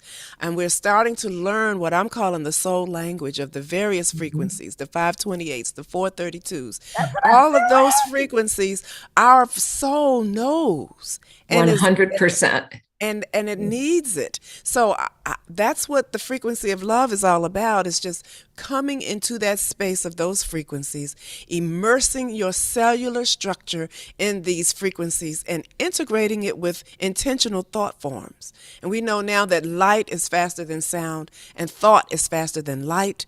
Yes. And it's something about integrating your thoughts with the sound that equals instant manifest in consciousness. I say it's 100%. I'm in. And yes, out of what's happening here, something just came to me that I want to put in the conversation, if you don't mind. Sharif, when you were talking about people ending conflict by speaking, the person who launched all of the conversations with Russia was Henry Dakin. And some of you remember Dakin toys, the nonviolent toys. It just came to me, the children of Ukraine and Russia could use some nonviolent toys right about now. So I don't know who's in charge of that, but things are emerging from this conversation. And that just came up for me, is that these children who are caught in the middle, there were pictures of the children being taken out of the country by strangers because their parents were sending them away to safety. Wherever those children are, if we can send them love and send them cuddly toys, because that light touch, we all know about light touch, is so important to heal their nervous systems right now. So thank you so much, Dr. Ivy. I'm in. I'm going to be there. I've done so much of the crystal bowl healing. I love it. I want to bathe in the sound with you. All right. I'm in too. Ooh, I love it. I love it. I love it. That's what we're doing this weekend. I'm bringing Nina in there as well too. Hello. All right. Well, I am totally committed to it today. Are you in SoCal, Ivy? No, I'm in Washington, D.C. That's okay. The sound transmits. Coming out there then. Yes, well, Speaking of the sound, I think I'm going to be coming to Agape very soon. Oh my God. Okay. Yes. I'll be calling you because we want to book you to do part of our training too. I'd love to have you as a guest. Yes, we'll stay in contact. I love it. I'm just like a proud papa right now. And Scott, you're the master of finding resources online. Can you find where we can send toys or gifts for toys to children in Ukraine or Russia? Scott's like the master of finding everything. Scott, I need to jump in. Yes, Fumi. Yes. Yeah, I'm hearing children toys in Ukraine.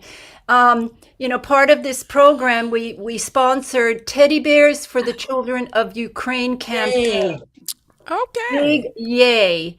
And she did the same thing as Nina Meyerhoff from Children of the Earth, One Humanity Institute. She did this right after 9/11. She went and a truckload of teddy bears and handed them out. And she saw the magic of having these kids hug something. And to know that they're being cared for. And so she left to Poland. She left 3 days ago, and she launched her campaign for teddy bears. And she has a GoFundMe page, and she raised a whole bunch of funds. I think Send the GoFundMe, please. So yeah, we can she's going to jump be in. able Oh my to. God. She's on the ground. She's at the border. She's handing out You teddy have bears. Scott, Really you have the page to put up in the chat for us? great, great. Oh, Yes, I just put it in the chat. Beautiful. Thank you. See how this energy works? I love it. Amazing. Oh my It's God. very, very powerful. Very, very powerful. And it's so, I wanted to add something to that because it is something very healing, particularly for children to embrace. And I'm watching my Yes. little puppies do the same thing. They love those, little furry toys. But when we're doing circle with children who have been involved directly in violence, and even some of the young people who are shooters on the street, when we go do circle, we use a furry puppy or doggy or Yes. bear as a talking piece, as the talking stick. Right. And when they get it, they turn into little children. So it is very healing for them. okay. I just pulled up the flyer for that project. There it There it is. is. And today it was launched during our live event. They were all in Auschwitz together. So I think you can, well, Dot put the GoFundMe link, but yeah, amazing work they're doing, and they have footage of handing out toys to the kids, and it was just so moving, so moving. Beautiful. So we're right on track, You know who needs the biggest teddy bear is Vladimir Putin. He's an abandoned child. Mm-hmm. So And hurt, that's the consciousness. Yeah. so hurt. God bless him. I wonder what would happen if we did try to have a conversation with him. What would really happen? Oh, this is from Wanda. Do you guys see this in the chat about supplying firemen and policemen with stuffed animals? Thank you, Wanda. That is a good idea. Yeah, one of the things that the idea of talking to a Putin or talking to a Slobodan Milosevic or talking to, and this is a whole different generation, and Adolf Hitler, that your words are important. But what's more important than that is your heart. A lot of times, for a lot of different reasons, we use coded language, and the words we use actually infuriate people. Okay, it makes their separation become worse. And when I am face to face with the other, and this is what my new workbook is about, practicing the 12 steps of inclusivity. When you're face to face with the other, you have to be the one that is clear and focused and not operating from anger, hatred, or fear. And if you don't want to take the time to get your fecal matter together, then go home and watch television. Okay. I mean, it's really important that we do this, but it's not important enough for me to get my act together, And so in Sri Lanka, we spent the time to get people's act together so that when we had our meditations, when 500,000 people show up dressed in white, wearing to do a meditation, they were ready. And the leaders on both sides could hear them. There's also a lot of other stuff that we did, but I always want to keep focusing back on ourselves, that we are the ones that have to hold the energy for leaders all over the place. Mm-hmm. And when we do, the results can be so dramatic that they're shocking. Yeah. Thank you. I am loving this conversation, and I want to just come back briefly to our agenda. We are, of course, going over, which is wonderful. Everything's dynamic. But Ivy, we had talked about Ivy actually doing a little bowl for us. And so, since we've heard about the power of the bowl, what I'd like to suggest, I'm going to bring Ivy back on. Ivy, are you still up for doing that? You muted. I am. I moved the bowl just for, and actually I do have one here that is really powerful, that we can use actually. Yes. All right, I'm great. open. I am open. And I'd like to suggest that as we just listen to the vibration of the bowl, let's do again, more prayer for Putin, more prayer for the children, or go use this opportunity to make a donation to either Antoinette's GoFundMe or the Teddy Bear GoFundMe. Or both. Or both. Yeah, thank you. Yes, thank you. That's the best call. And I want to thank all the people that have donated to Antoinette already tonight. A lot of our Global Peace Tribe members have done that. And I want to thank those of you who have donated already. And let's do that while Ivy. Now, sometimes Crystal Ball Zoom struggles with Crystal Ball, but we did a little test earlier today during our sound check, and it was okay. We were able to hear it. So, Ivy, do you need more time, or are you okay? No, I think we're good. All right. I'm going to encourage everyone to focus their attention in their positive thought forms, because we don't necessarily have to be face to face to have a serious conversation with anyone. We can connect with the higher self with permission, so that we can have those difficult conversations and release into the atmosphere all stress, all tension, all anxiety, and all fear. We release right now.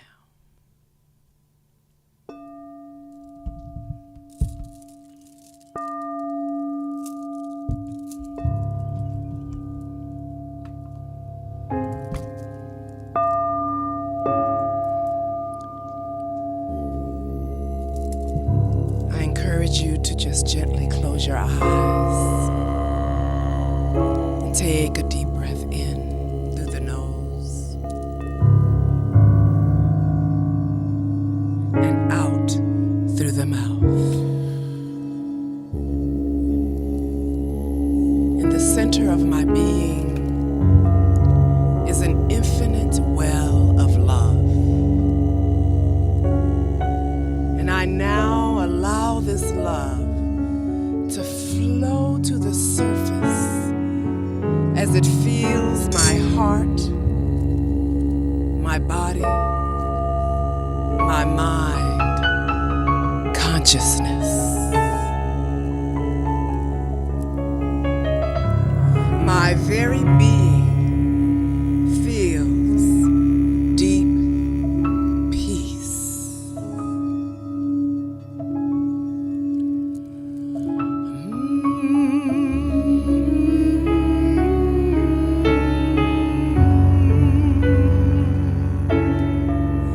This love radiates out from me in all directions and returns to me multiplied. The more I love, the more I receive love.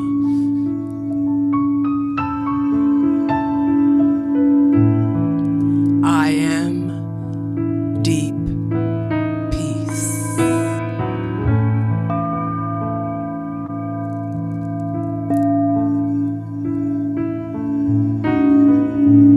The power of love, peace, and justice is in my life.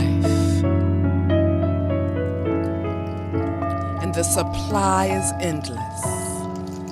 I am free.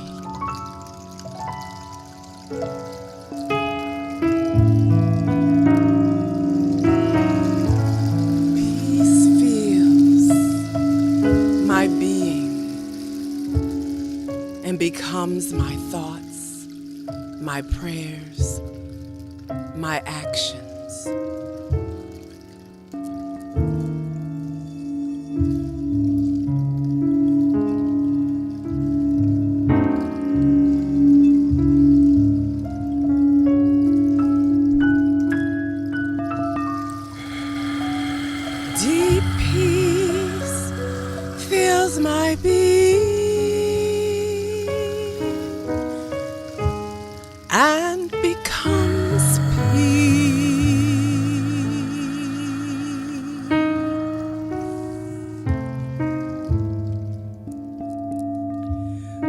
My soul is one with my spirit, and I am my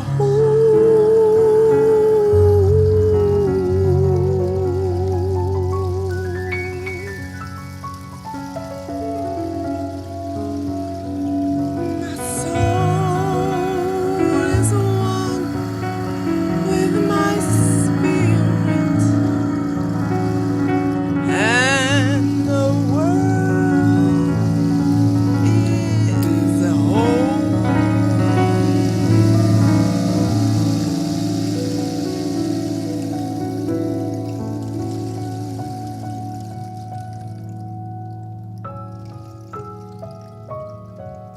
My soul feels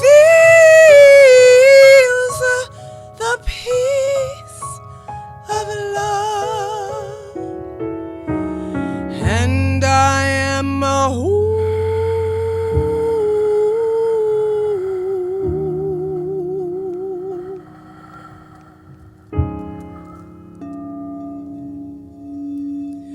my soul is one with my spirit, and the world is whole.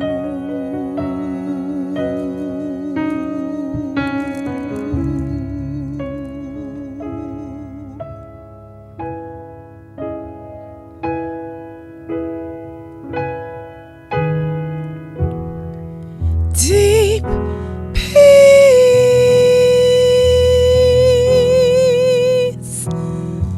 dwells within me.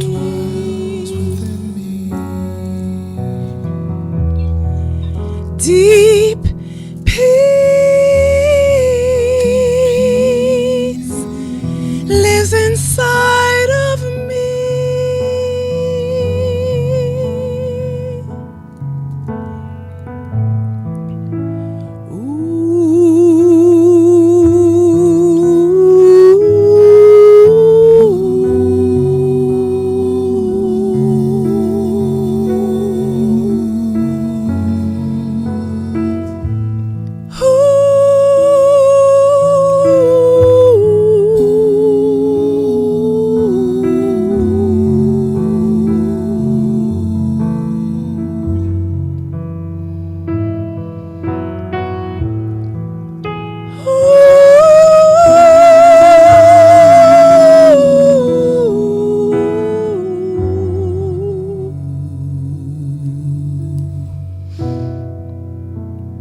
My soul is glad.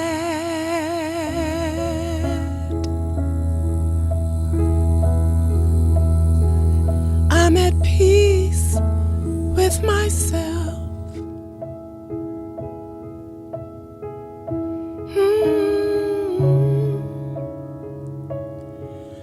I am lotus light.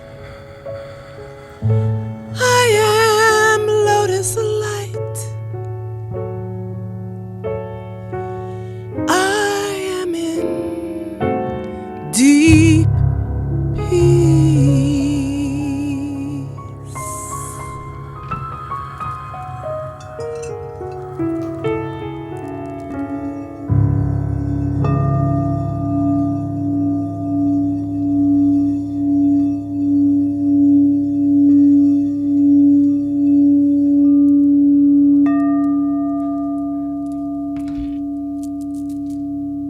Ashe.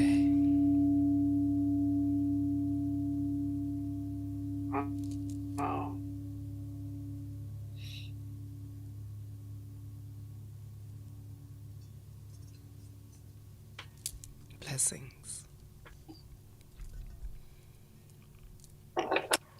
Ivy, that was amazing. That was just amazing. What an evening we're having together. What a beautiful evening we're having together. What a beautiful Thank evening. you. Yes, it is. It's very beautiful. Thank you. Give thanks. And our evening is going to continue on. I do want to let people know that we have a really special after show that we've put together. Fumi and Dot are going to share more about what took place this morning. We've got Fanny and Vigari, who are kind of like our regular after show musical presenters. They're going to play. We've got a few other surprises. So please do stay with us for the after show. We're going to give a try. Our dear friend Josiane has been having internet challenges. And we do want to hear what you have to say, Josiane. You're such a precious part of our community. How's the evening been for you so far, other than internet challenges? It's been amazing. Can you hear me? Yes, everything's good. So keep your eye on me. If I'm doing this, you're good. If there's a problem, I'll go like that, or I'll come on in. Okay, that sounds great.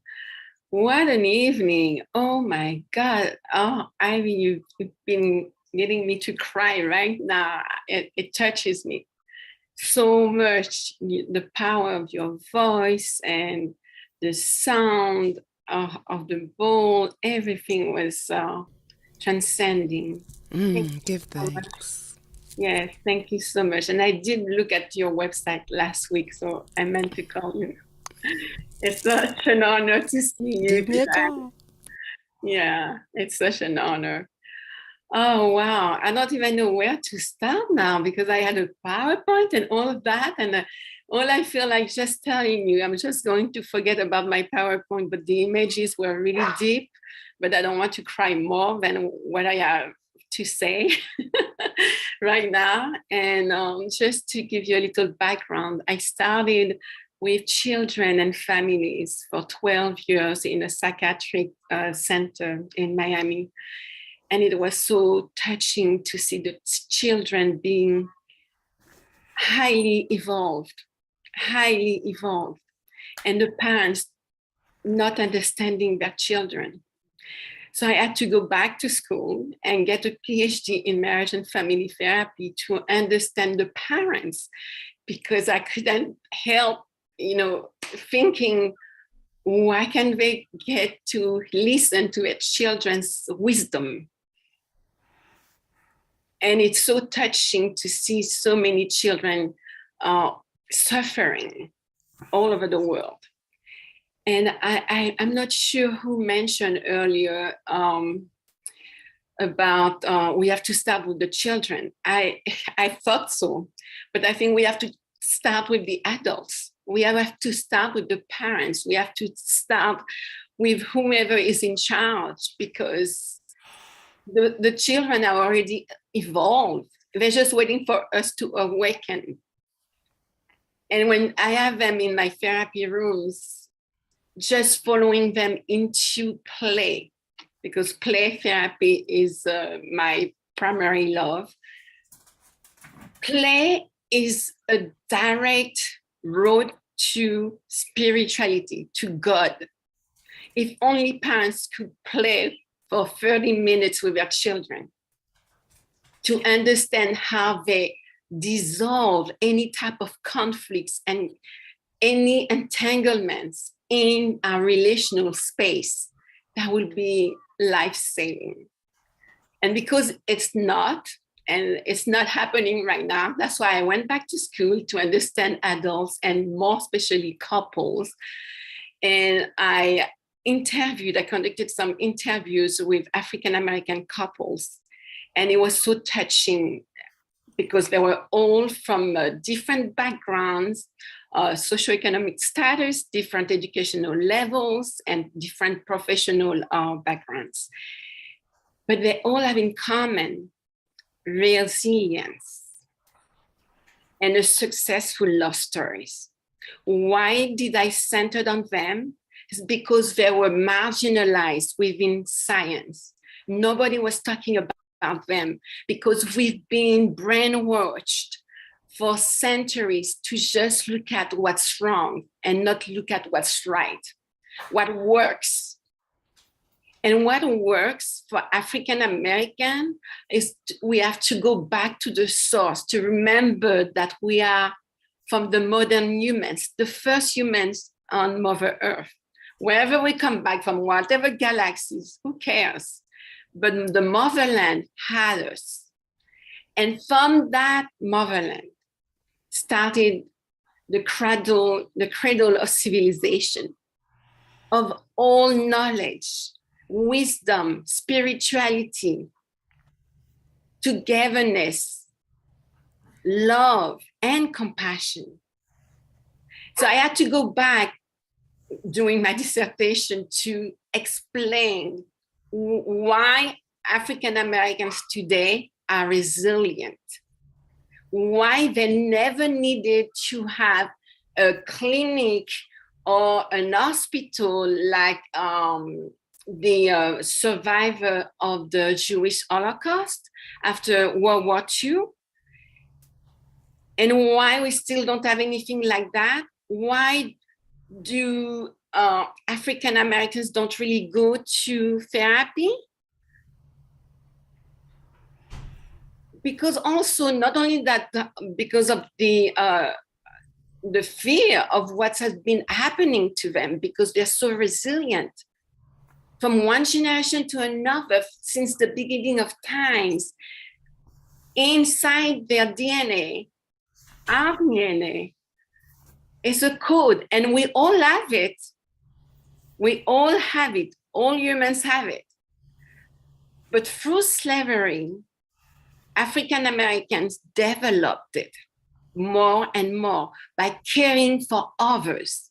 And that's what science and researchers have called compassionate love. In 1999, they all gathered together with the World Health Organization to understand what was missing on Earth. There were researchers, economists, and religious leaders from all of the parts of the world. And they decided that we needed compassion and unconditional love. And they put together this operational definition of compassionate love to explain that this is an emergency. We have to let it out and give it and spread it. Unfortunately, it stayed in science. And that's why I wrote my book, Compassionate Love in Intimate Relationships, which talks about the interviews that I led with 7 resilient African-American couples. And it was so inspiring. I was crying while they were explaining their stories of strength beyond adversity, beyond what the space is. They were able to give me 5 strategies, and I'm going to go to them right now. The first one that they all had in common in some sort, either they told me the word or they were close to it. It's breaking the chains. And it meant for them not being a statistic and being able to declare that you do not consent to any family generational curses or spell, that you do not consent to any enslavement patterns or any, how they call that, mind control programs. And you're sending all back to source light for transmutation. That's number 1. Number 2, what they come up with is to be equally yoked, which means for them is to be able to be on the same wavelength. Okay, hold on a second. I have my stuff confirmed. Okay, here we go. It's being able to balance inside out what you have within and with your partner, and staying on the same wavelength with your spirit, heart, and soul, harmonizing your union with sacred sexuality. All of them mention that no, they don't lose their libido. It gets increase and increase. So we have some misconception of what it is to be one in communion within our intimate relationships. And that is why it's so important to know how to dismantle and demystify what a true love, what a compassionate love relationship is. And number 3, they told me it's to find common grounds, which is to agree to disagree with compassion and love. A lot of us in this society believe that compassion is something bad, that you're going to be suffering with the other, which was from the Latin root. But it's not that. It's not about sacrifice. It's about understanding the other and wanting the good of the other and taking action, which is totally different.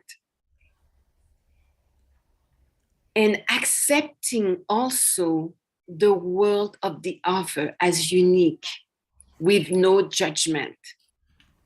Number 4 is loving beyond. And I think somebody else mentioned something close to it. I forgot who it was. But loving beyond is what they said. And that's why I wrote the book on compassionate love. But because for them, it's to raise our vibration and loving what is and staying focused on the bigger picture.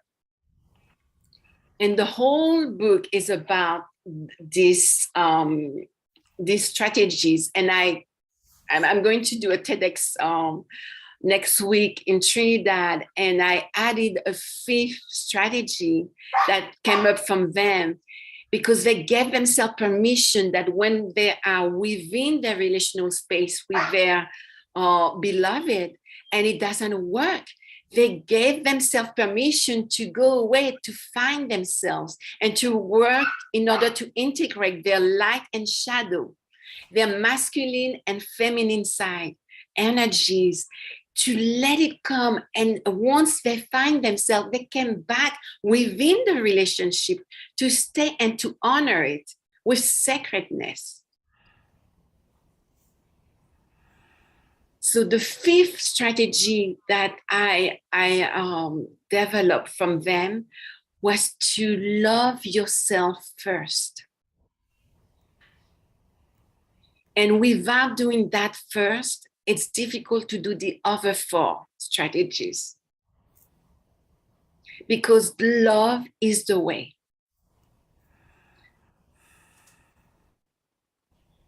Thank you. And I'm going to stop because I'm afraid that my internet might not work. Josiane, thank you so much. And you can get her love approach, book a consultation with this amazing woman. Her website is theintegrativewellness.com. theintegrativewellness.com. You can book a consultation with her. She works with couples. She works with individuals. And best of luck with your TEDx talk. That is going to, the world needs all of you. And you for sure as well, Josiane. Thank you so much for being with us. Thank you for having me. And your internet did fine. Okay. The internet gods smiled upon us. That was amazing. Thank you so much. Thank you. Wow. Thank you. Beautiful. All right. So I'm going to bring on Misha, and Misha has a really important job that he's doing. He runs his organization called Evolve Men, and we men do need to evolve. And Misha, I'd love to just go right into asking you, what has stood out for you tonight? What maybe have you learned or taken up? As you know, we're the white guys here to learn tonight. What have you learned, or what has really struck you? I'm been overwhelmed with the beauty of what's been shared tonight, as well as the huge amounts of just experience and wisdom that we've witnessed. I'm very, very humbled to be here, and I'm going to keep it quick so that we can go back to letting the panelists who are really here to share their wisdom have a discussion if we've still got time.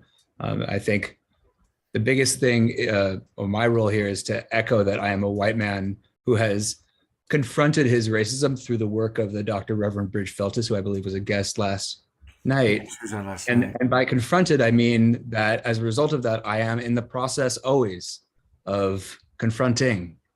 And I think that's a big lesson, that as much as we talk about love and peace as white people, it's our responsibility to be in an ongoing process of confronting the racism that our society has given us. And I stand here humbled by that, and to be here to echo that statement.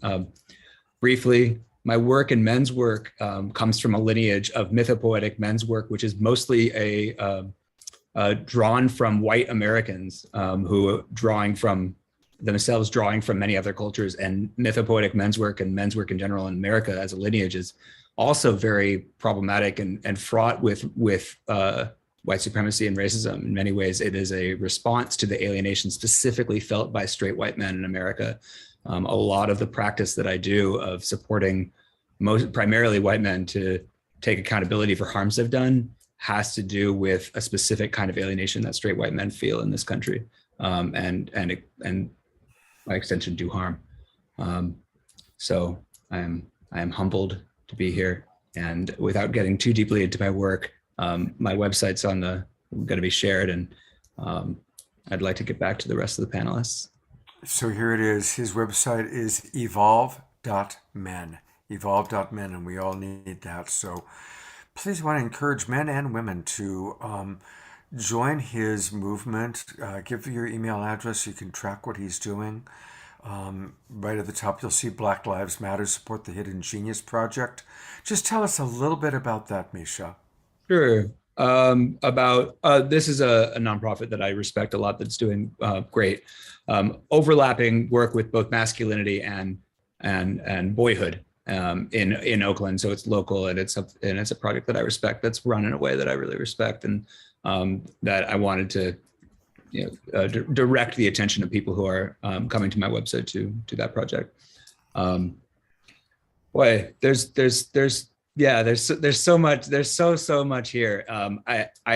I've seen so much of a parallel between the white men who I support to take accountability after doing sexual harm to the plight of very many white people across this country who have started realizing that they have done harm, and there is this coming out of the matrix style process of awakening, which is often very, very ugly and painful and scary.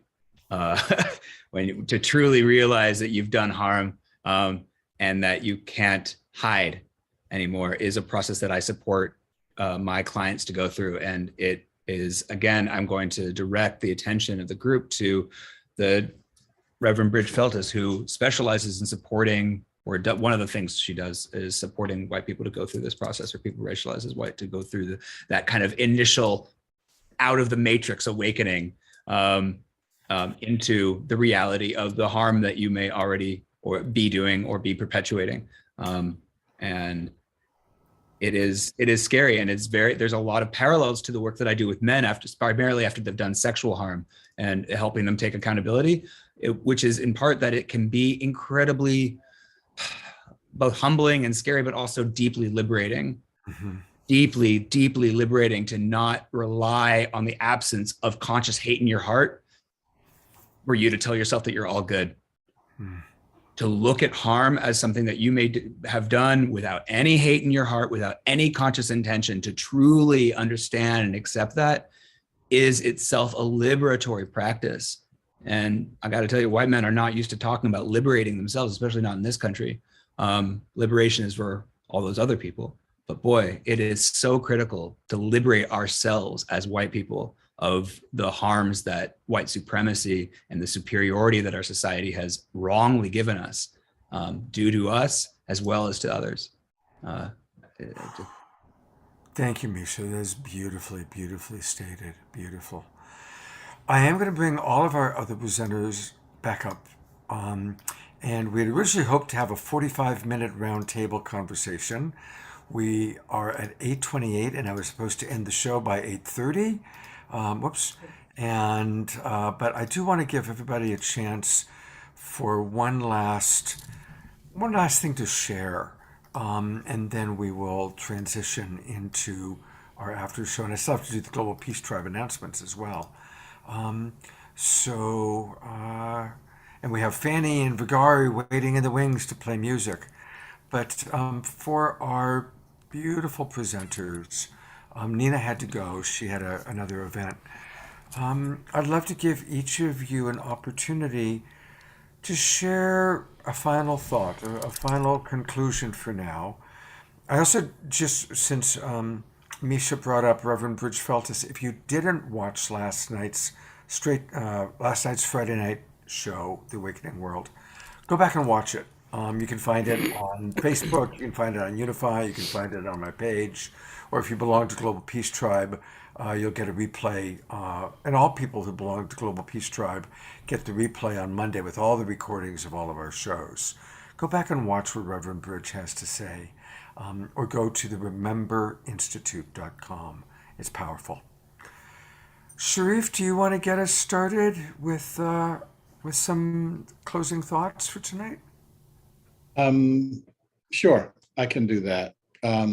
One of the things I'm doing right this second is putting up all of my contact information into the chat box, books, website, TED Talk, Social Security number, just the whole nine.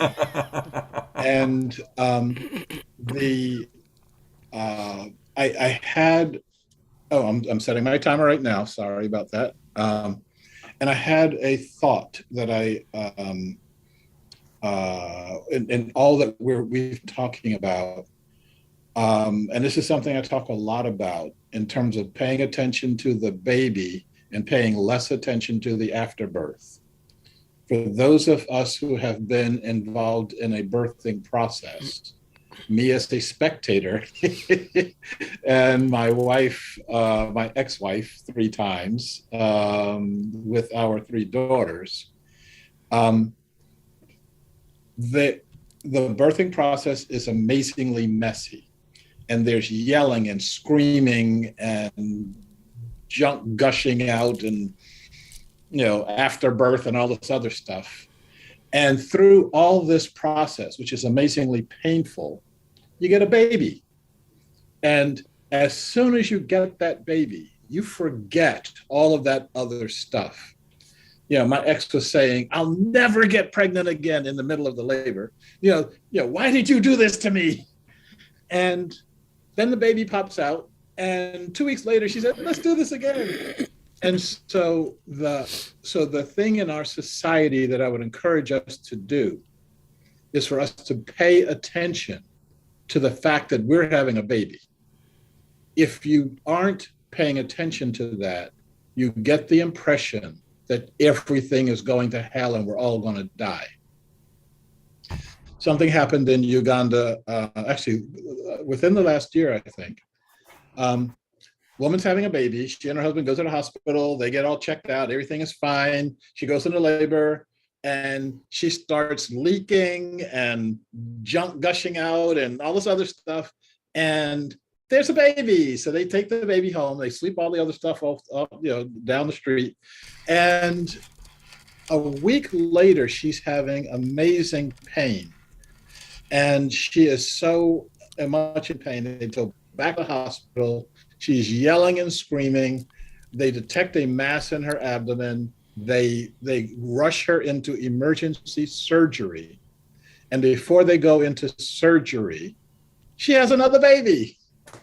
One of the rare women with 2 wombs. Her husband got her pregnant in both of the wombs a week apart. And she has 2 babies a week apart, and they're not twins. They're 2 separate babies. Now, up until the time the baby pops out, everybody's thinking she's going to die. When we start looking at all the things that are happening in our society right now, domestically and internationally, We start thinking we're all going to die. It's like, no, we're just having a baby. So I will. I would love to go on for another few hours. I won't.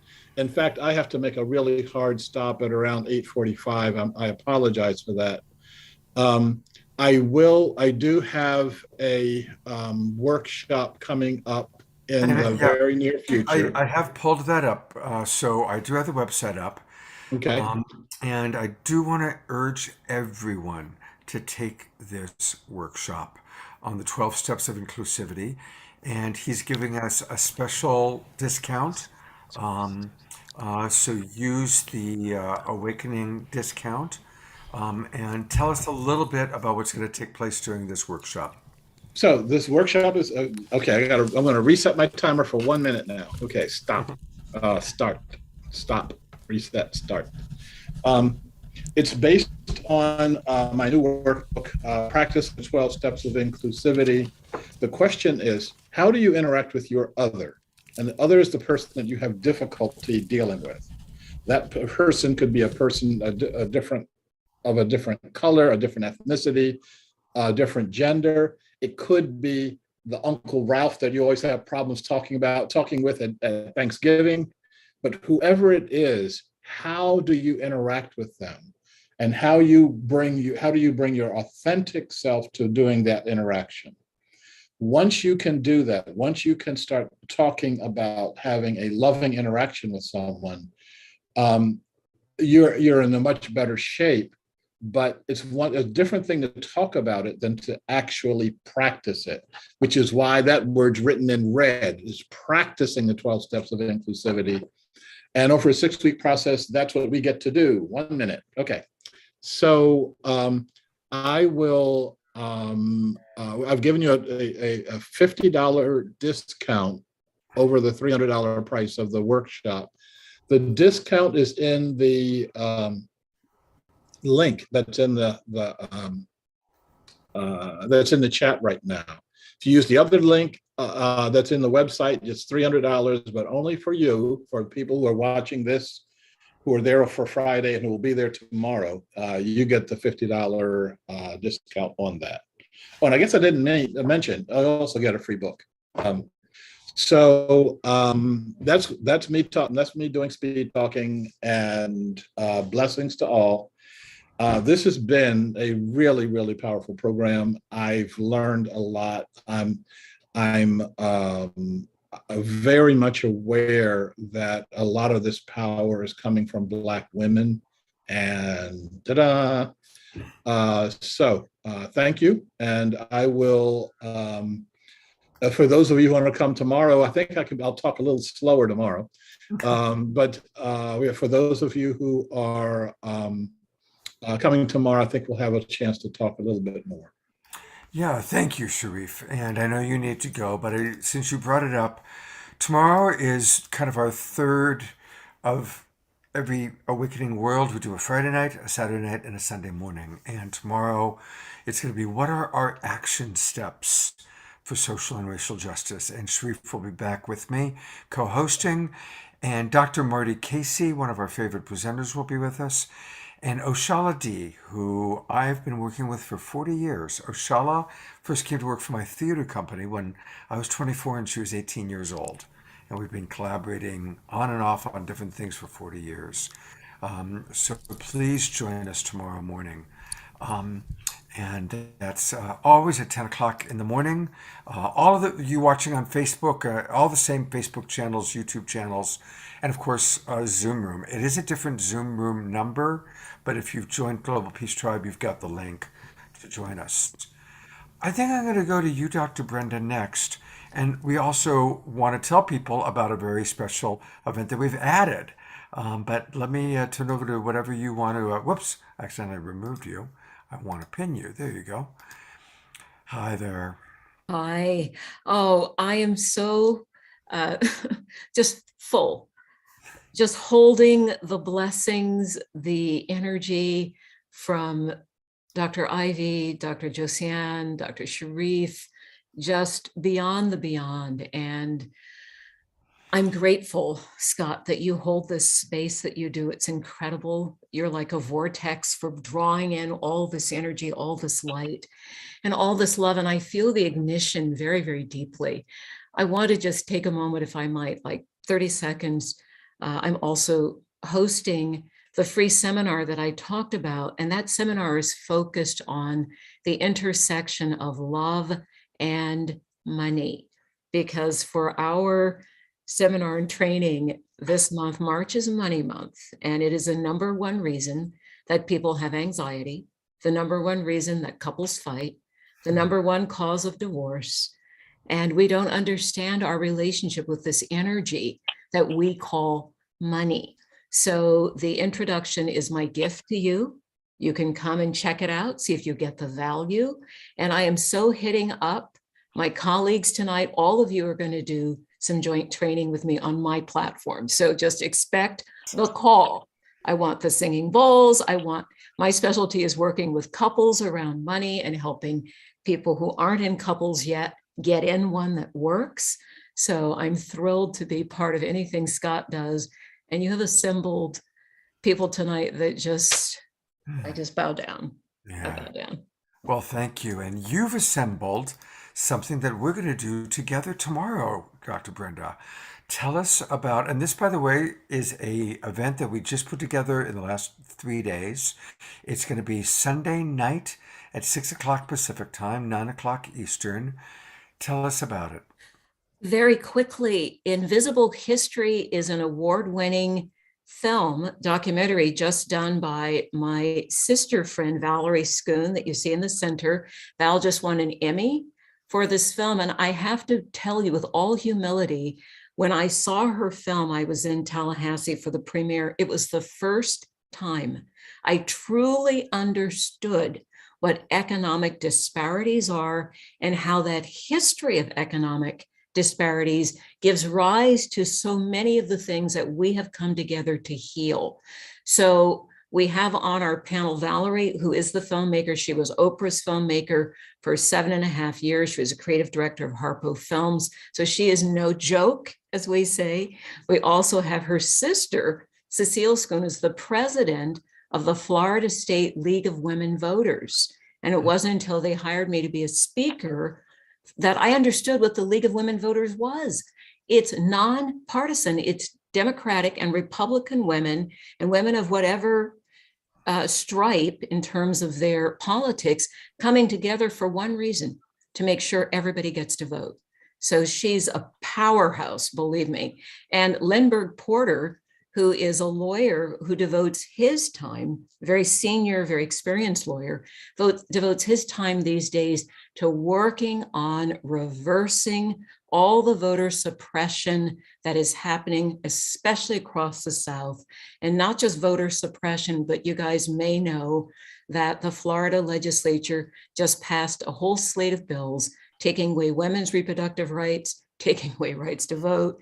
So we're going to talk about how we as people who are conscious, who are woke, can be part of healing the invisible history by first understanding it and igniting, of course, social and racial justice. So please join us. And thank you, Scott, for agreeing in this very spontaneous way to host this additional event. And you guys, you'll get to see clips from the film, of course, and it's powerful, trust me. Beautiful. Thank you so much My for putting pleasure. that together. And everybody, come join us. You know, I want to acknowledge our viewers. I want to acknowledge people watching. This is a lot of choices we have on a Saturday night.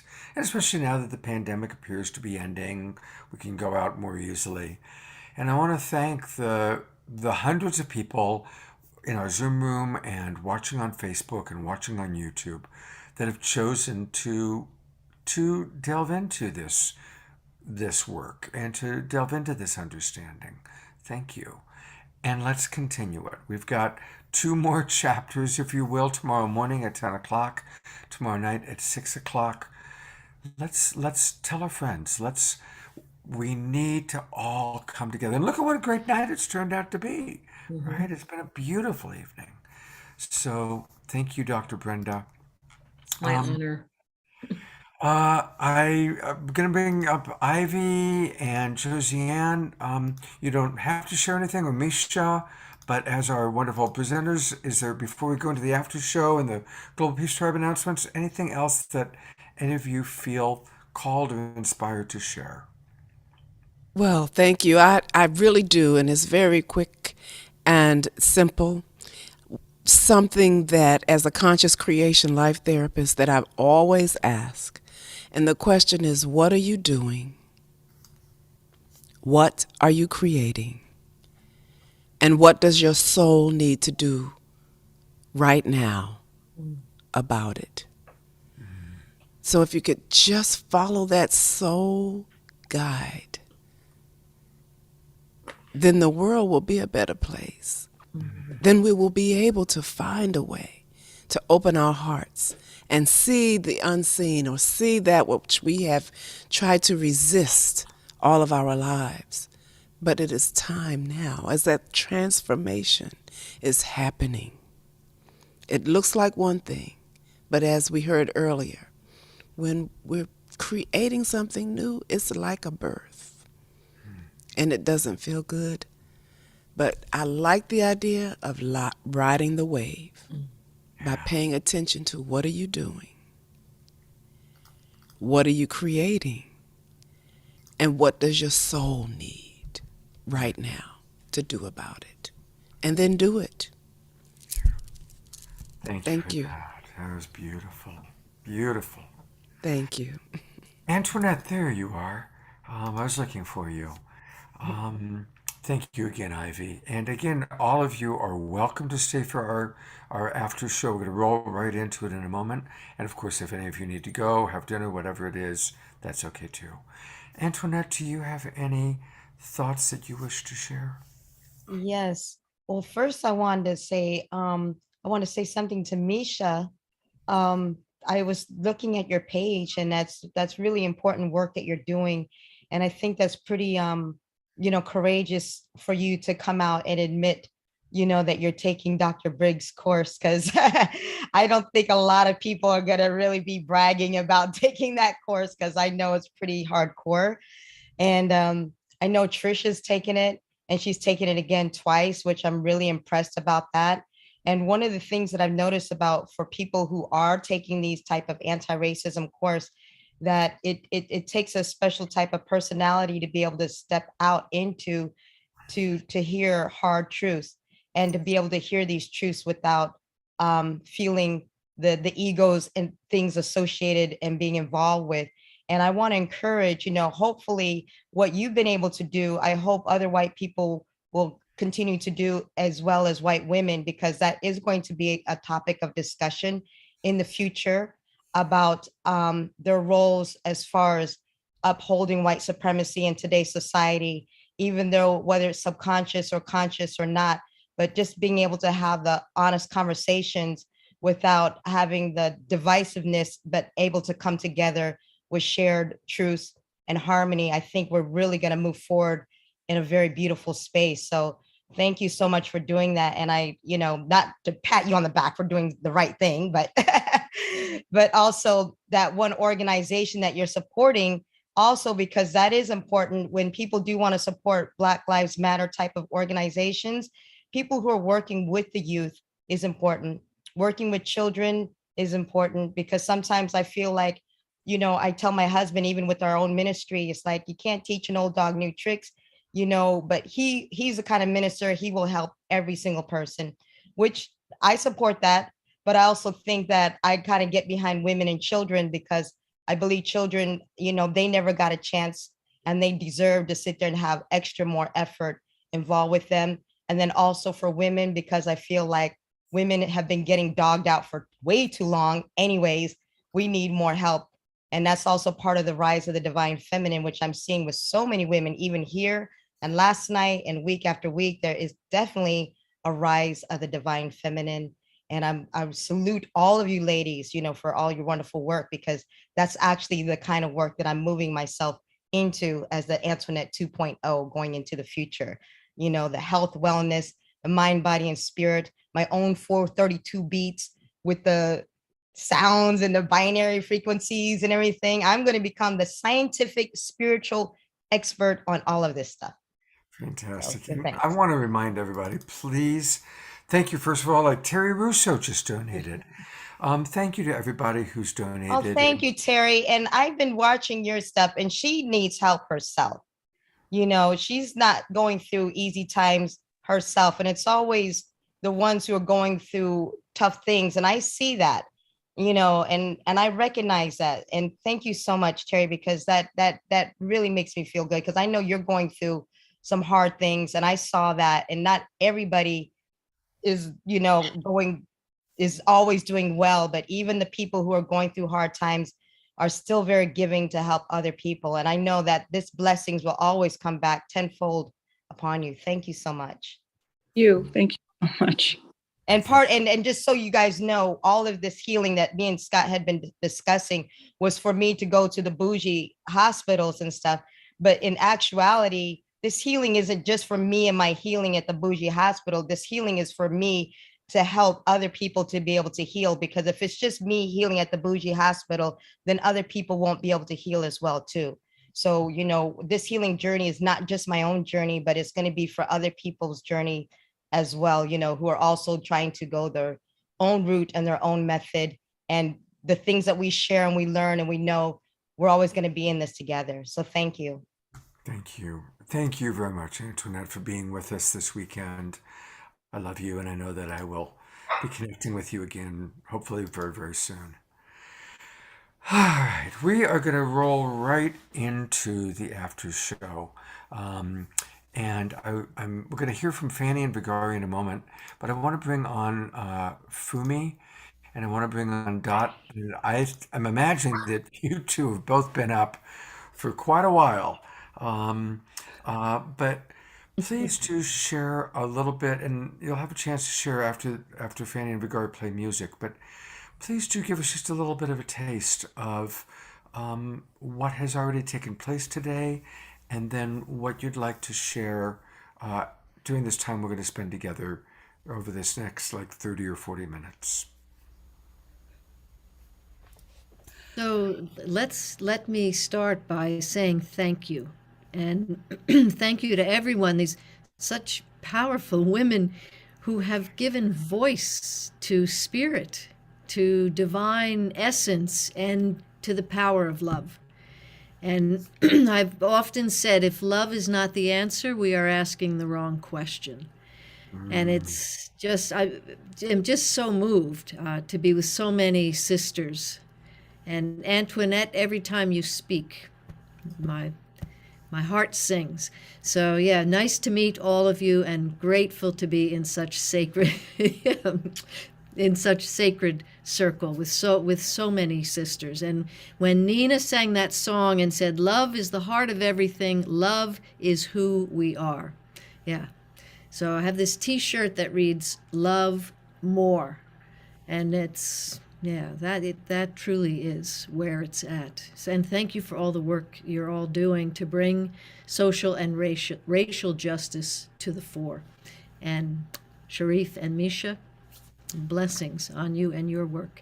So as we had the event this morning, my time this morning, Scott, and what we'll talk about after some music is how James Twyman called us together, and Nina went for the Teddy Bear Project, and Fumi hosted this gorgeous event with Unify, Adil's Unify, put it out on broadcast, and we offered a global silent minute as a synchronized one love meditation, calling for global cooperation, peace, and freedom. And we'll talk more about that and how so many of the children, and thank you for mentioning the children, the adults. We all have a child within, right? So we'll talk about that, and we'll share some thoughts and how that went. But thank you for inviting us too. And again, just so grateful to be in sacred circle with everyone. Thank you, Dot. We're looking forward to hearing from you and Fumi. And again, we have a lot to integrate, and a wonderful way to integrate is through music. And Fanny and Vigari have really become our after show king and queen, if you will. They are almost always here sharing their beautiful music. And the music is just, it's perfect integration music. Um, so, welcome, coming to us from British Columbia, up in the great Pacific Northwest. We have a lot of Pacific Northwest energy tonight with Abdul Sharif from Portland and the two of you. What do you have for us? And they're going to play two songs, one now and one at the end. What do you have for us tonight, Fanny or Vigari? Oh, we have a beautiful song that we wrote in collaboration here, Vigari, Sweet Vigari and I, called Breathe. But before we get into the song, I just reminded of what Deva Premal and Mitan said the other day, as there's so much war in the world, are we okay to be happy? Is it okay to be happy? And today on my way to work, because my work, believe it, is I work as a fairy unicorn clown for many, many years. It's a lifetime. And today on my way to the big city, after so many years not working, I'm driving this beautiful, beautiful clown van, and then I decide to listen to the news, and then before I listen to the news, I dare say thank you, universe, for bringing me this beautiful life. I'm so grateful. The sky is blue, and I have this work to shine the light, the love, and the compassion to the children. And then bing, I turn on the news and my heart sinks, because the news was all about the war and all about the children and all about the total darkness, total darkness. So on my way there, I just listen a little bit, and I go to my work, and then I go back into my light, and then I see the children that are so happy. They don't know what's going on. They are pure love, pure light. And I know in my heart of hearts that I am a messenger of the stars, and I am to shine the light. And so the children today inspired me to give more light and focus on my light and focus on the light, so there will be a bigger heart that will shine and that will help bring compassion and love, because love is the medicine and love is all we need. Yes, that certainly is true. And what I've been hearing tonight from all the panelists is that in spite of all the darkness that we're surrounded by in this day and age, there's still hope, and there's still, under the radar, things that you don't hear on the news, on the mainstream news. There are programs being put into place that, give us cause to believe that we are headed for a brighter day, and that is cause for, to remember that there is some joy, behind, at the end of all of this, at the end of the tunnel. There is some light, some joy that we can be reunited with. And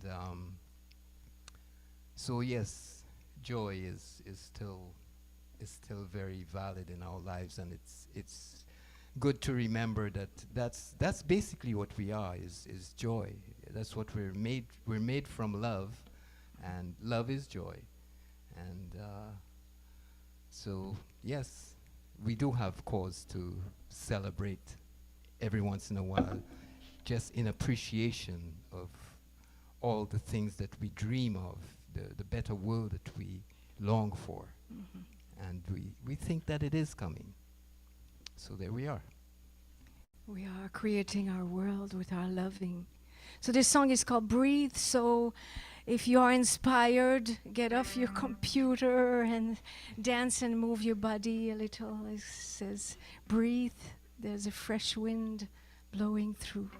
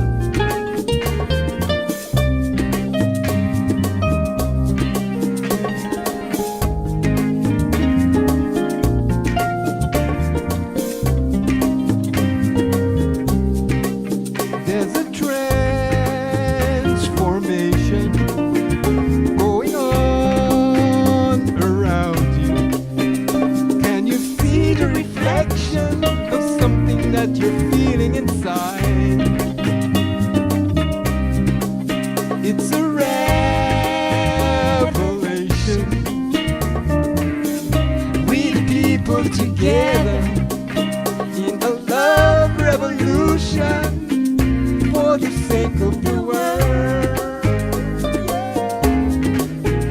Breathe, there's a fresh wind blowing through. Breathe, let the good life into you. Breathe, there's a fresh wind blowing through. Breathe, let the good life into you.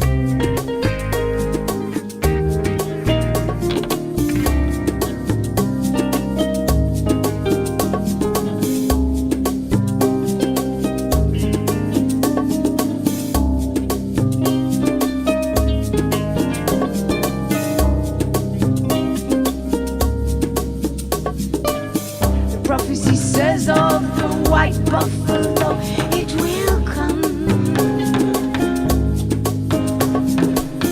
Here we are, the rainbow people are rising, rising. Here we are, the earth lovers, the peacemakers. We are awakening, a new earth is rising. Here we are. Here we are.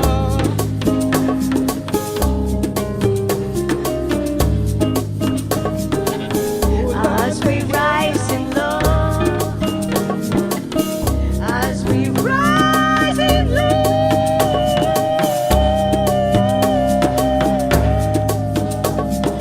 Ooh la le hey ya, Oh la le, ooh la le hey, oh la le, ooh la le hey ya, oh la le, ooh la le hey, oh la le, ooh la le hey ya, oh la le, ooh la le hey.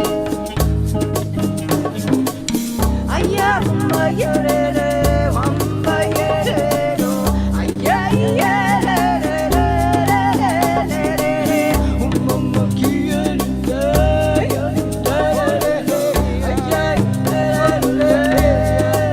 Ole hey ya, ole hey,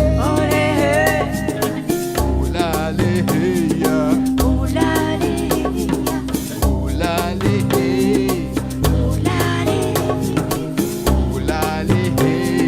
ooh la le hey, ooh la le hey ya, ooh la le hey, ooh la le hey ya, ooh la le hey.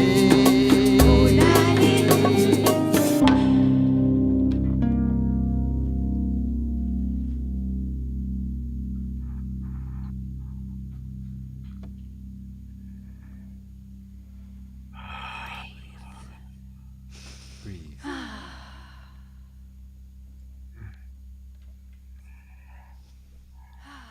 Thank you so much for, first of all, what you shared before your song. And it's a good question about, are we allowed to be joyful?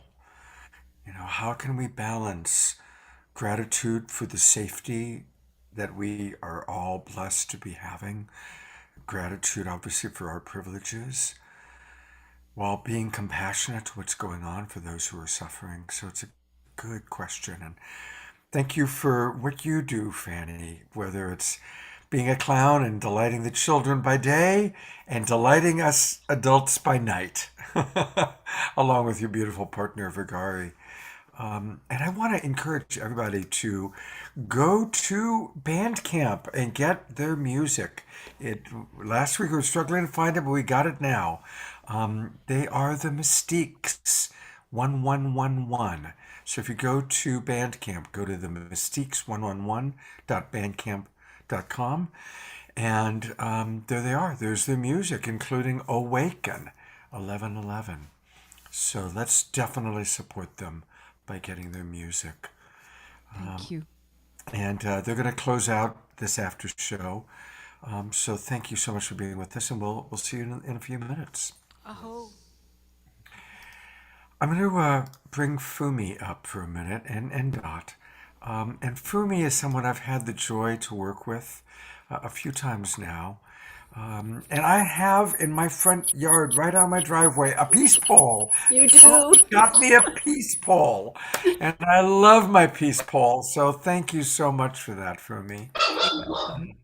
And, You're so welcome. Yeah.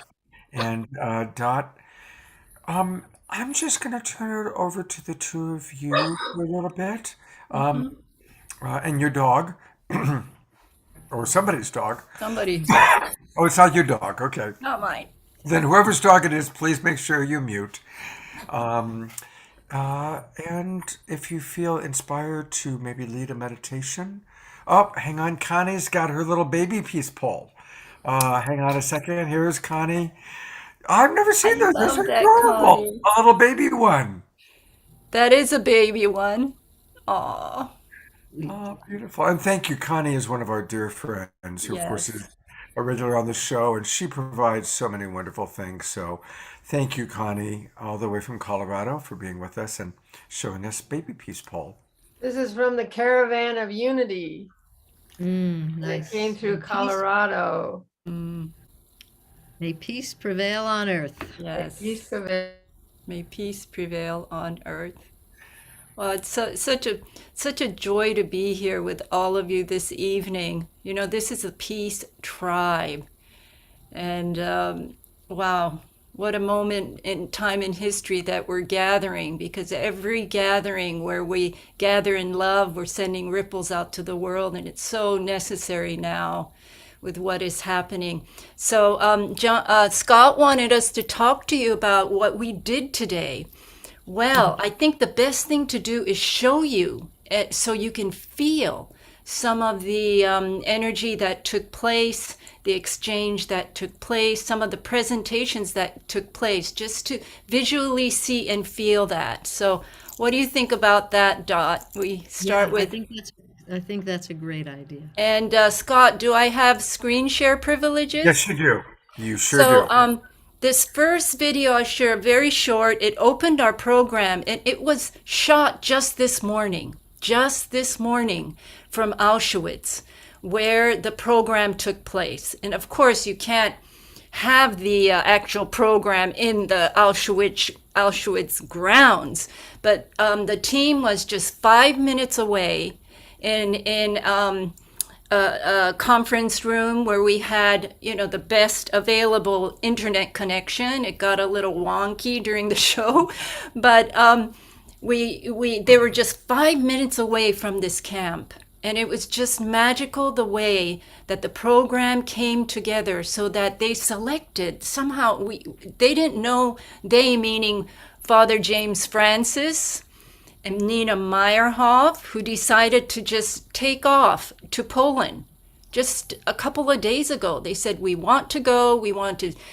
engage with the refugees, we want to be there, we want to go to the border of Poland and Ukraine to be of service. And of course, I talked about Nina's teddy bears for the children of Ukraine campaign. She just came up with this idea that she's going to go and launch this campaign. So these two brave peace warriors just came together, and they left to Poland, and then magic happened. We got this program together. So let's open up with Brother James Francis Twyman's video.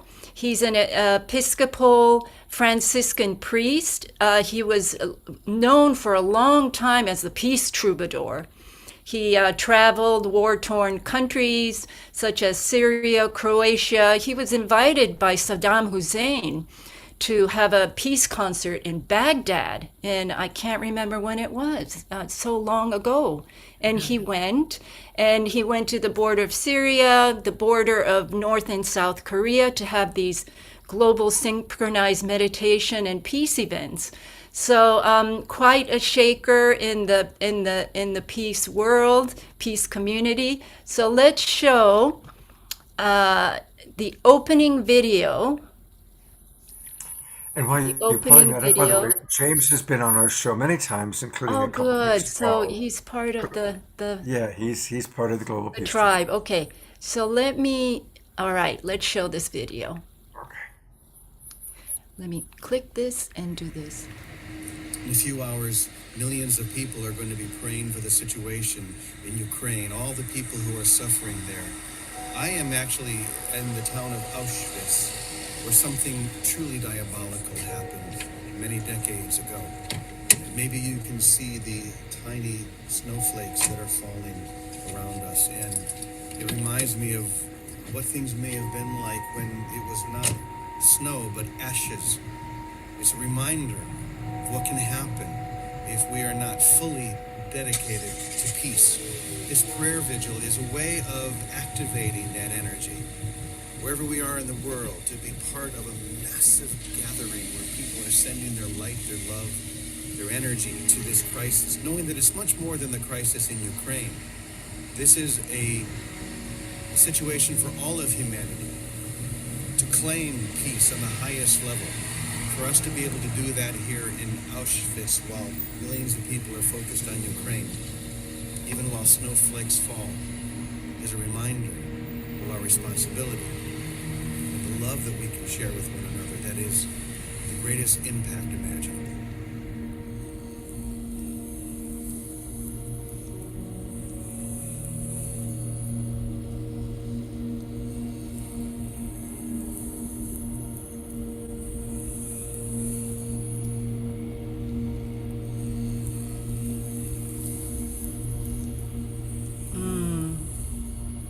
You know, as we watch that, Fumi, one of the questions that has been asked here in this program, is it okay to be up and happy and joyful? And I think it's a valid question for what's going on the planet right now. And yet, as was being described, like with the birth of a baby, you know, I just want to put in the field, joy is a special wisdom. It is a very special wisdom. And while we may not be happy about what's going on, we can ever be joyful for life itself. Yes. And as one of the things about Ukraine that we've talked about, Fumi, I'll just say one more quick thing. And in fact, Alexander was on with us. His family in the city you mentioned earlier, Scott, Harkov. And he was talking personally about his family having to evacuate, and he's in Brooklyn, New York. And as he talked about that, I mean, they were weeping. It was just so powerful. And yet then Alexander just lifted and said, but you know, if it's agreeable to say that there could be a gift from Ukraine, it is that we are unifying. Humanity is unifying. Europe is unifying. The whole world is unifying like never before. And we are realizing that we are one humanity, and it is about love. We must love one another. So God, that's. I love what you said. And I do want to just add a piece. I'm imagining that most of the people know this part of the story, but if not, Ukraine has established a program where the Russian soldiers that they capture, and many of whom are deserting because they don't want to fire against Ukrainians, Ukraine is reuniting them with their families, set up a hotline where Russian mothers and family members can find out the status of their sons who have been sent against their genuine, authentic will into Ukraine. And Ukraine is arranging to give the Russian soldiers back to their mothers. Yes. This is such an inspired idea. Yes. And on the world stage, what we're seeing, I believe, is a very old paradigm, almost Hitler-esque leader, and a new paradigm leader in Zelensky. And the contrast between the two is so striking. And when events like this are played out on a global stage, it really is like theater, really, helping us to look at, wow, look at the past and how painful that old way is versus this incredible new way of leadership. Truly, Scott, all systems break down on the planet right now. We're not going to save the caterpillar where humanity's in a chrysalis experience. We must go for the butterfly. We must go for what we want and help dry the wings of the butterfly. You're so right. And it is the rise of the feminine. And Alexander also shared that the crest or seal that we see everywhere now of Ukraine has embedded in it the purpose of Ukraine. And it's made up of two words, will and freedom. Imagine that, the will to freedom. The principle of freedom is it on this planet right now. There's such a demand.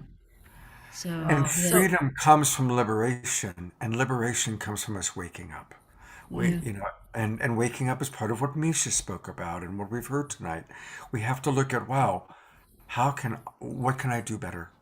And not from a place of guilt or shame, but from a place of liberation for all of us to really show up in our divinity as divinity in human form. Just amazing. And it's the people of Ukraine and the president as well, just demonstrating the true, it's like the divine spark of humanity just igniting, in this one place on earth, and everybody is witnessing that. And I mentioned before that we really need to learn to move away from that culture of war into the culture of peace. And I think we're seeing that firsthand, through the words and the actions of the Ukrainian people. But now that you've mentioned Alexander, I'd like to read the mantra of unification that Alexander spoke into the field today. It's just so moving and powerful. So let me read to you the mantra of unification, which was spoken by Alexander. Mantra of unification. The souls of all are one, and we are one with them. We seek to love, not hate. We seek to serve and not exact due service. We seek to heal, not hurt. Let pain bring due reward of light and love. Let the soul control the outer form and life and all events, and bring to light the love which underlines the happenings of the time. Let vision come and insight. Let the future stand revealed. Let inner union demonstrate, and outer cleavages be gone. Let love prevail. Let all people love. So moving when he read that after speaking about, his family and what he was going through, just demonstrating the power of unification, as we rise and really lean into the unity consciousness that we all need right now. So I see you have a teddy bear, but Dot, I'd like to show one more video, if that's okay, Scott. Absolutely, please do. This video, okay, so we had 3 guests from Ukraine, and one grandmother, elder, Svetlana, who has been on our meditation programs a number of times now. This is not the first event we've held today. We've had several others.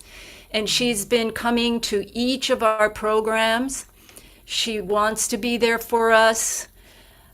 just today, I mean, she's saying every time she hears the siren, she's jumping in and hiding in the bathroom. She cannot leave her apartment. She's elderly and she has a disabled husband.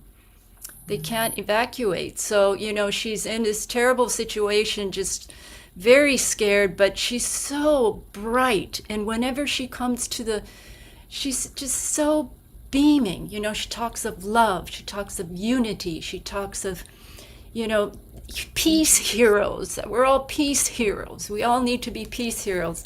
So today was very special because her granddaughter lives in Poland, is a student in Poland. So we had her on together, 2 generations, or is it 3 generations, the grandmother and the granddaughter together in the same room presenting. It was so moving. And I have a clip of the presentation that the daughter made today. And I think she represents the youth of Ukraine. So let's watch her, the clip that she created a video, and I think that video is just so beautiful. So this is from the actual program, a clip from. I hope you will see it.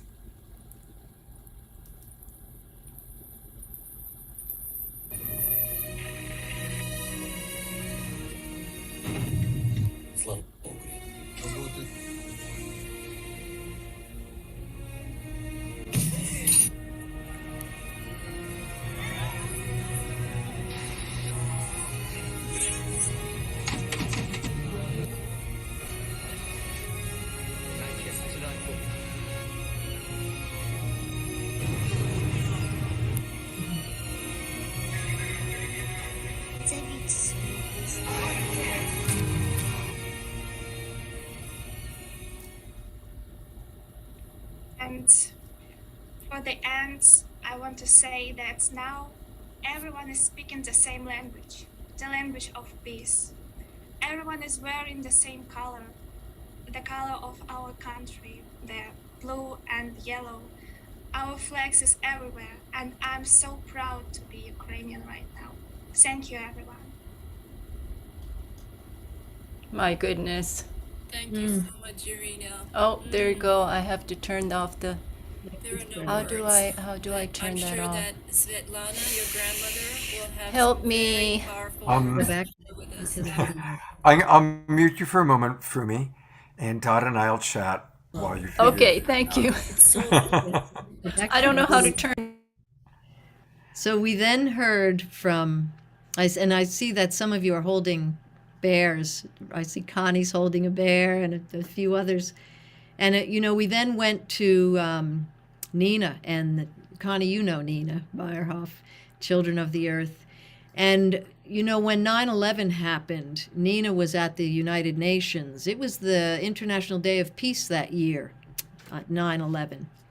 And they were about to ring the peace bell in the Rose Garden, and when the UN was evacuated, and Nina went down to what is now Ground Zero, spoke with the first responders and asked for a place in the armory to support the children, and gave all of the children, primarily teddy bears, but stuffed animals that they could hold and love while they were just so afraid, so scared, and many of them had lost their parents. And so since then, she's done this in Haiti and Syria and so many places where there is such need, and now has a teddy bear campaign for the children of Ukraine. And so she and James and others are at the border each day at the camps where the food and clothing and supplies are, and they are gifting teddy bears to the children.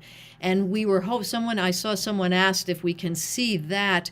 It's, as Nina shared, it's very challenging for these children, and they're so brave, and some of them have been interviewed, but we don't have permission to show them. So until that happens, we won't be showing the children themselves. But know that so many of the now thousands and thousands of children who are refugee status in Poland are receiving bears and stuffed animals, but particularly bears, that they can feel the love. And that's what Nina always says. This bear offers the love from all people around the world to the children of Ukraine. So it was just very, very, very moving. So this has inspired me to go into my bedroom where this this teddy Yes. bear was what my mother held as she passed away. Oh, Scott. Yeah, this is Yeah. what, and when she was Feel the gone, love. I lived with her the last 6 weeks of her life in hospice, and she loved this teddy bear. And when she passed, she had both of her arms around this teddy bear. So Feel the I haven't had that thought about it for a while, to be honest. It's been up on one of my shelves. But so my mother's name was Ariel. In honor of my mother, in honor of these children, let's support the teddy bears and shelter for Ukrainian refugees. Here's the GoFundMe campaign. I just put the link into our Zoom room. I'll also put the link, or if Debbie's still with us, we'll put the link into our Facebook pages. Let's all support the teddy bears and shelter for Ukrainian refugees. Teddy bears and shelter. And so, what a beautiful, beautiful thing. Thank you, Scott. Yeah. And thank you, everyone. What a beautiful program, and what a sacred circle. Thank Here's you. me.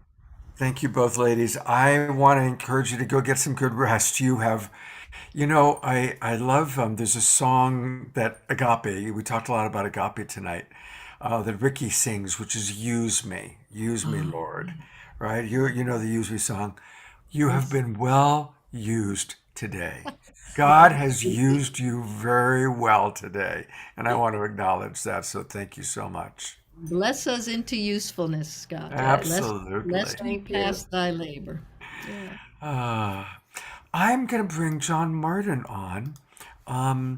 John is one of our absolute favorite guests. He's an incredible musical artist. And for John now, it would be 12:30 in the morning because he's all the way out in Georgia. John, I don't know how much of the show you've gotten a chance to see, but your music is so healing. And I was wondering if you would just play us a little serenade, and maybe a serenade for the children and for all the people that are suffering in Europe now. Absolutely.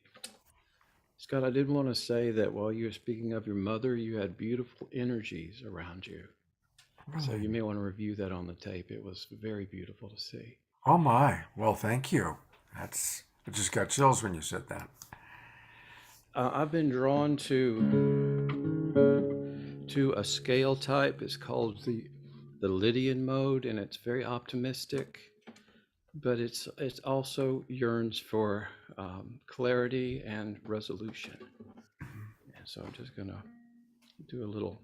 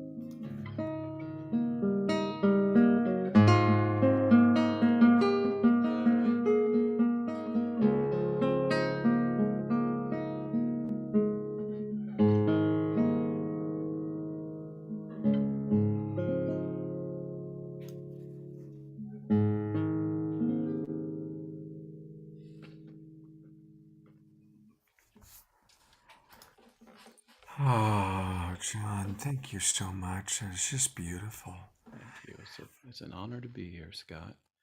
We have so much beautiful energies that are being sent all over the world, and you've been doing this important work for so long, and it's such an honor for me to be with you tonight. And thank you so much for your great work and every beautiful soul here tonight. It's just a great honor to be here. Thank you. Oh, thank you. And say hello to our galactic friends. John has a very special relationship with our star family, and his ability to connect with them in such a loving way is such an inspiration to all of us.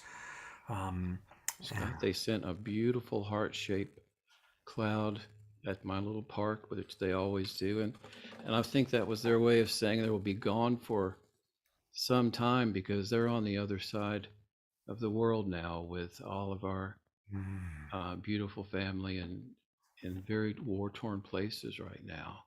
And tonight, the beautiful two, which are two beautiful energies, came through, and it was just a lovely showing from our star family that they're with us and they want us to be at peace and to love each other. Thank you, John. You're a beautiful emissary for them, and a beautiful bridge between our world and their world. It comes through in the softness of your voice and the beauty of your music. And we just lost our connection to John. So blessings to John. Maybe he just got beamed aboard. Okay. Well, thank you, everybody. I see Omoshar is in Peru. Beloved brother Omoshar, who has blessed us with so much of his music over the past several months. So greetings, brother, all the way from Peru. How are your adventures going there? Oh, we can't hear you. No. Well, we are blessing you. Everybody's sending love to Peru and to Omoshar. And speaking of sending love, I want to send some love here to Terry Russo. You saw Terry a couple times earlier on the show. And Terry, if you pull up the camera so you can see more of you and less of the blue sky. There we go. Terry is one of our beloveds who's always with us every week, except for when she's doing her duty as a nurse. And she very unceremoniously, she and her team of nurses who relocated to be of support were unceremoniously relieved of their duties this week. And so, Terry, I want to thank you on behalf of all the people you've administered, all the people that you've provided nurturing and care for, that can't thank you themselves. But let's just take a moment, and all of us watching on Global Peace Tribe, and let's just thank Terry. And as we thank her, she represents all the nurses, all the doctors, all the hospital workers that have put their lives and their health, their mental health, their physical health, their emotional health on the line. Probably not spiritual health. I think you're pretty spiritually healthy. But who have really sacrificed to be of service. And I am sorry that you have been treated the way that you were treated this week. But we love you and we appreciate you. And let's just all bless Terry with maximum grace. Maximum grace for Terry Rousseau. Maximum grace for all hospital workers, all people in the healing field. Maximum grace. Thank you, Terry. The nurses, thank you. And I told them that you were going to send prayers out to all. There's like 50 of us. So thank you. Wow, thank you. God bless you. All right. Dr. Brenda has returned. And Brenda, thank you for being with us this late at night. Is there anything you'd like to share before we complete with Fanny and Vargari? I would hang out with you any time of the day or night, Scott, and with all of our global family. This is a time for us to gather and to hold with all our hearts this frequency of love and peace. And my grandmother used to say that for couples who are just getting married or who are struggling, she had this saying, your heart knows the truth. So it's a time to listen to our hearts, let our hearts be our guide. You know, the heart does have wisdom, and to tap into the wisdom of the heart and to share that generously, even if we can't be face to face with those who are in need. We can send, we all know this, we can send the frequency, send the love, and be part of the healing. And it circulates, the energy keeps circulating, it doesn't just dissipate. So let's circulate that love, that heartfelt love. And I'll see you guys tomorrow morning and tomorrow evening to go deeper. And may I ask, make a request? My request is that we all stay with the process of awakening a world that is just and fair and loving for everyone. Yes. This community above all, because this is the community that can shift the planet, that we stay with it. Beautiful. Thank you. You know, Brenda, I don't know if you were watching, but on Unify, on the 222 program they did, they had Drunvalo Melchizedek on, and I've known Drunvalo forever, but he's not been around. It was like, wow, Drunvalo. Yeah, I haven't seen him in a long time. And he actually said that he's been in meditation for 5 years. And this was like his first public appearance in a long time. But he spoke of this, that we have recently discovered that there is an energy field which we are all connected to, which is 1 billion times faster than the speed of light. Wow. And that it has to do with the speed of our thought, but not just like our mind thought, but a deeper level of thought that exists within the human brain. And it was interesting because honestly, as he was talking, it was kind of like talking to somebody who's tripping on acid, right? It's like, is this person like really tapped in, or is this person really tapped out? That's not, this is what I was speaking to earlier. This is one of the great discoveries, the Salience Network. Yes. Oh my goodness. I'm so glad that he's bringing that forward also. Yeah, well, and there it is. And I thought of it just now in what you were saying, that we are beginning to awaken to our oneness, and we are leaving the illusion of separation, the dream of separation, and in 1,000 ways, 1,000,000 ways, experiencing the oneness. And so this part of us, when we drop into a meditative state, we can speak to our deceased ancestors. We can speak on some level to people on the other side of the world. And let's just collectively practice that and trust in it, and allow our imaginations to take over. You know, Einstein, one of the greatest minds of the last several hundred years, always spoke of the imagination, that the imagination is our most important tool, and that it is the gateway to everything that we are longing for. So let's open our imaginations and imagine the best. Yes, thank you. And it's the energy that pours out through those channels when we're imagining things. We're not imagining in some sort of, you know, airy-fairy sort of way. We're actually sending energy and intention. And if we send it with the heart and the brain, it is such a powerful thing. We're entering that network, that net of Indra, that web of life. We're all entering it together with the same frequency of thought and energy. That's powerful. Very powerful. Storm, I'm promoting you to panelist. Storm has an offering that she wants to make. So I just want to, when she comes on, Dr. Brenda, thank you again. And I look forward to seeing you tomorrow morning and again tomorrow night. And again, I just want to let everybody know one more time, please, because we put this together at the last minute, literally, please join us and tell your friends. It's going to be a really important 90-minute way to complete our weekend of discovery and learning as we learn about invisible history, as we meet these amazing people, Cecile and Valerie Schoon, Lindbergh Porter, and Dr. Brenda.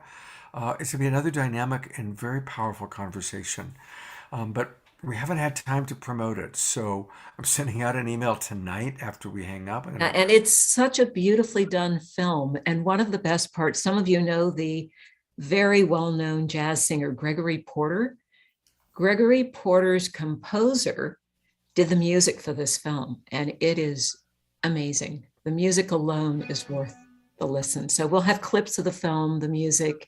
Valerie, who put her heart and soul on the line for a good year with all of her students from Florida State University, College of Motion Picture Arts, as I've learned to say, and they all worked really hard to bring this beautiful piece of work to us. Well, thank you, Brenda, for making it happen, and I'm looking forward to seeing you tomorrow. My pleasure. Love hanging with you, Scott. Likewise, likewise. Well, we have a friend. I've seen Storm in the chat box, but I've never met Storm before. So welcome, Storm, to the Awakening World. And Storm is a guy's name too. Well, there you are. Surprise. Yes. What do you have for us tonight? Well, I'm joining you from Greenfield, Massachusetts.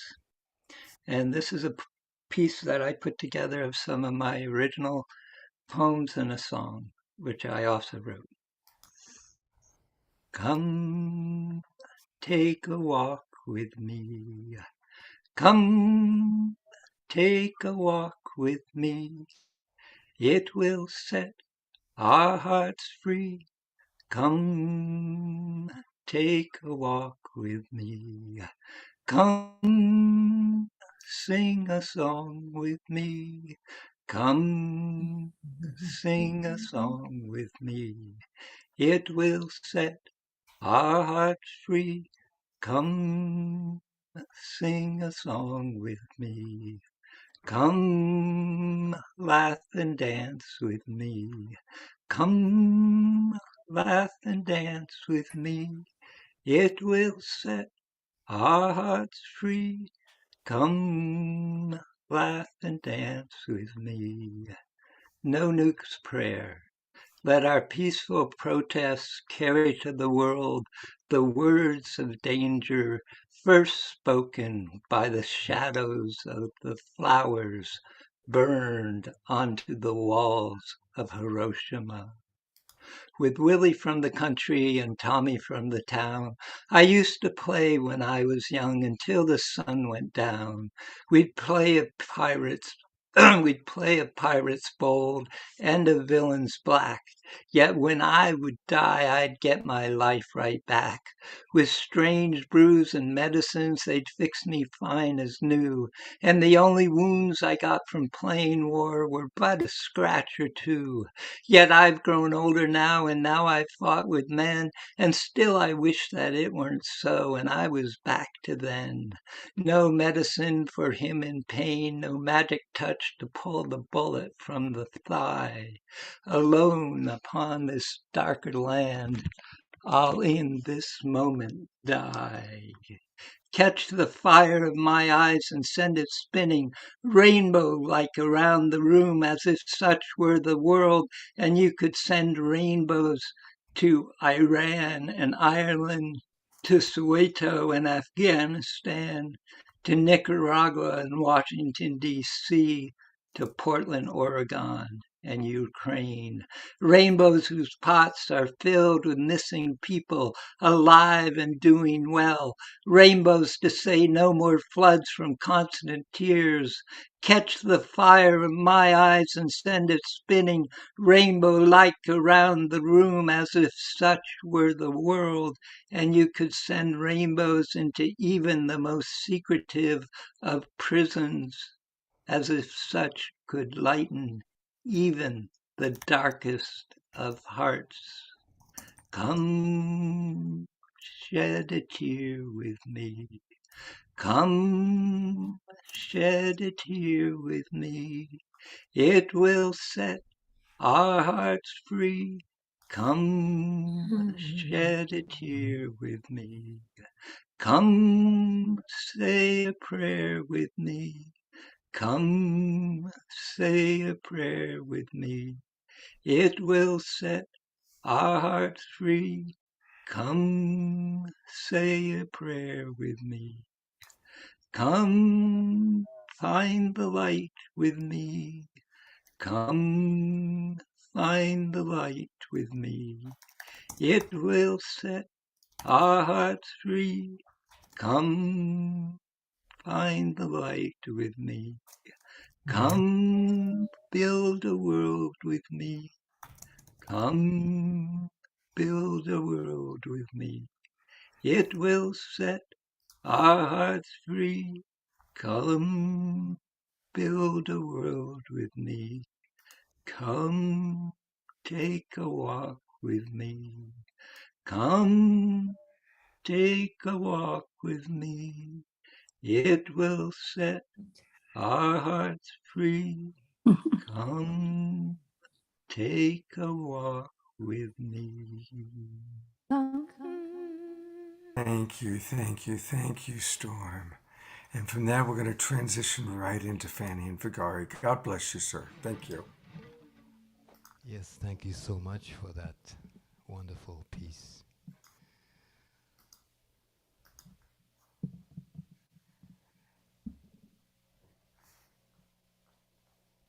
Come with me, we'll set our soul free.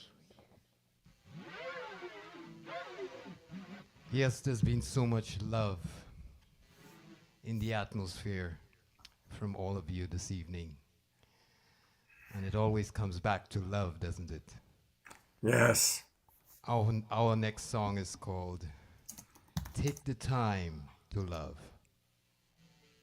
It's a little reggae music for you, so dance with us.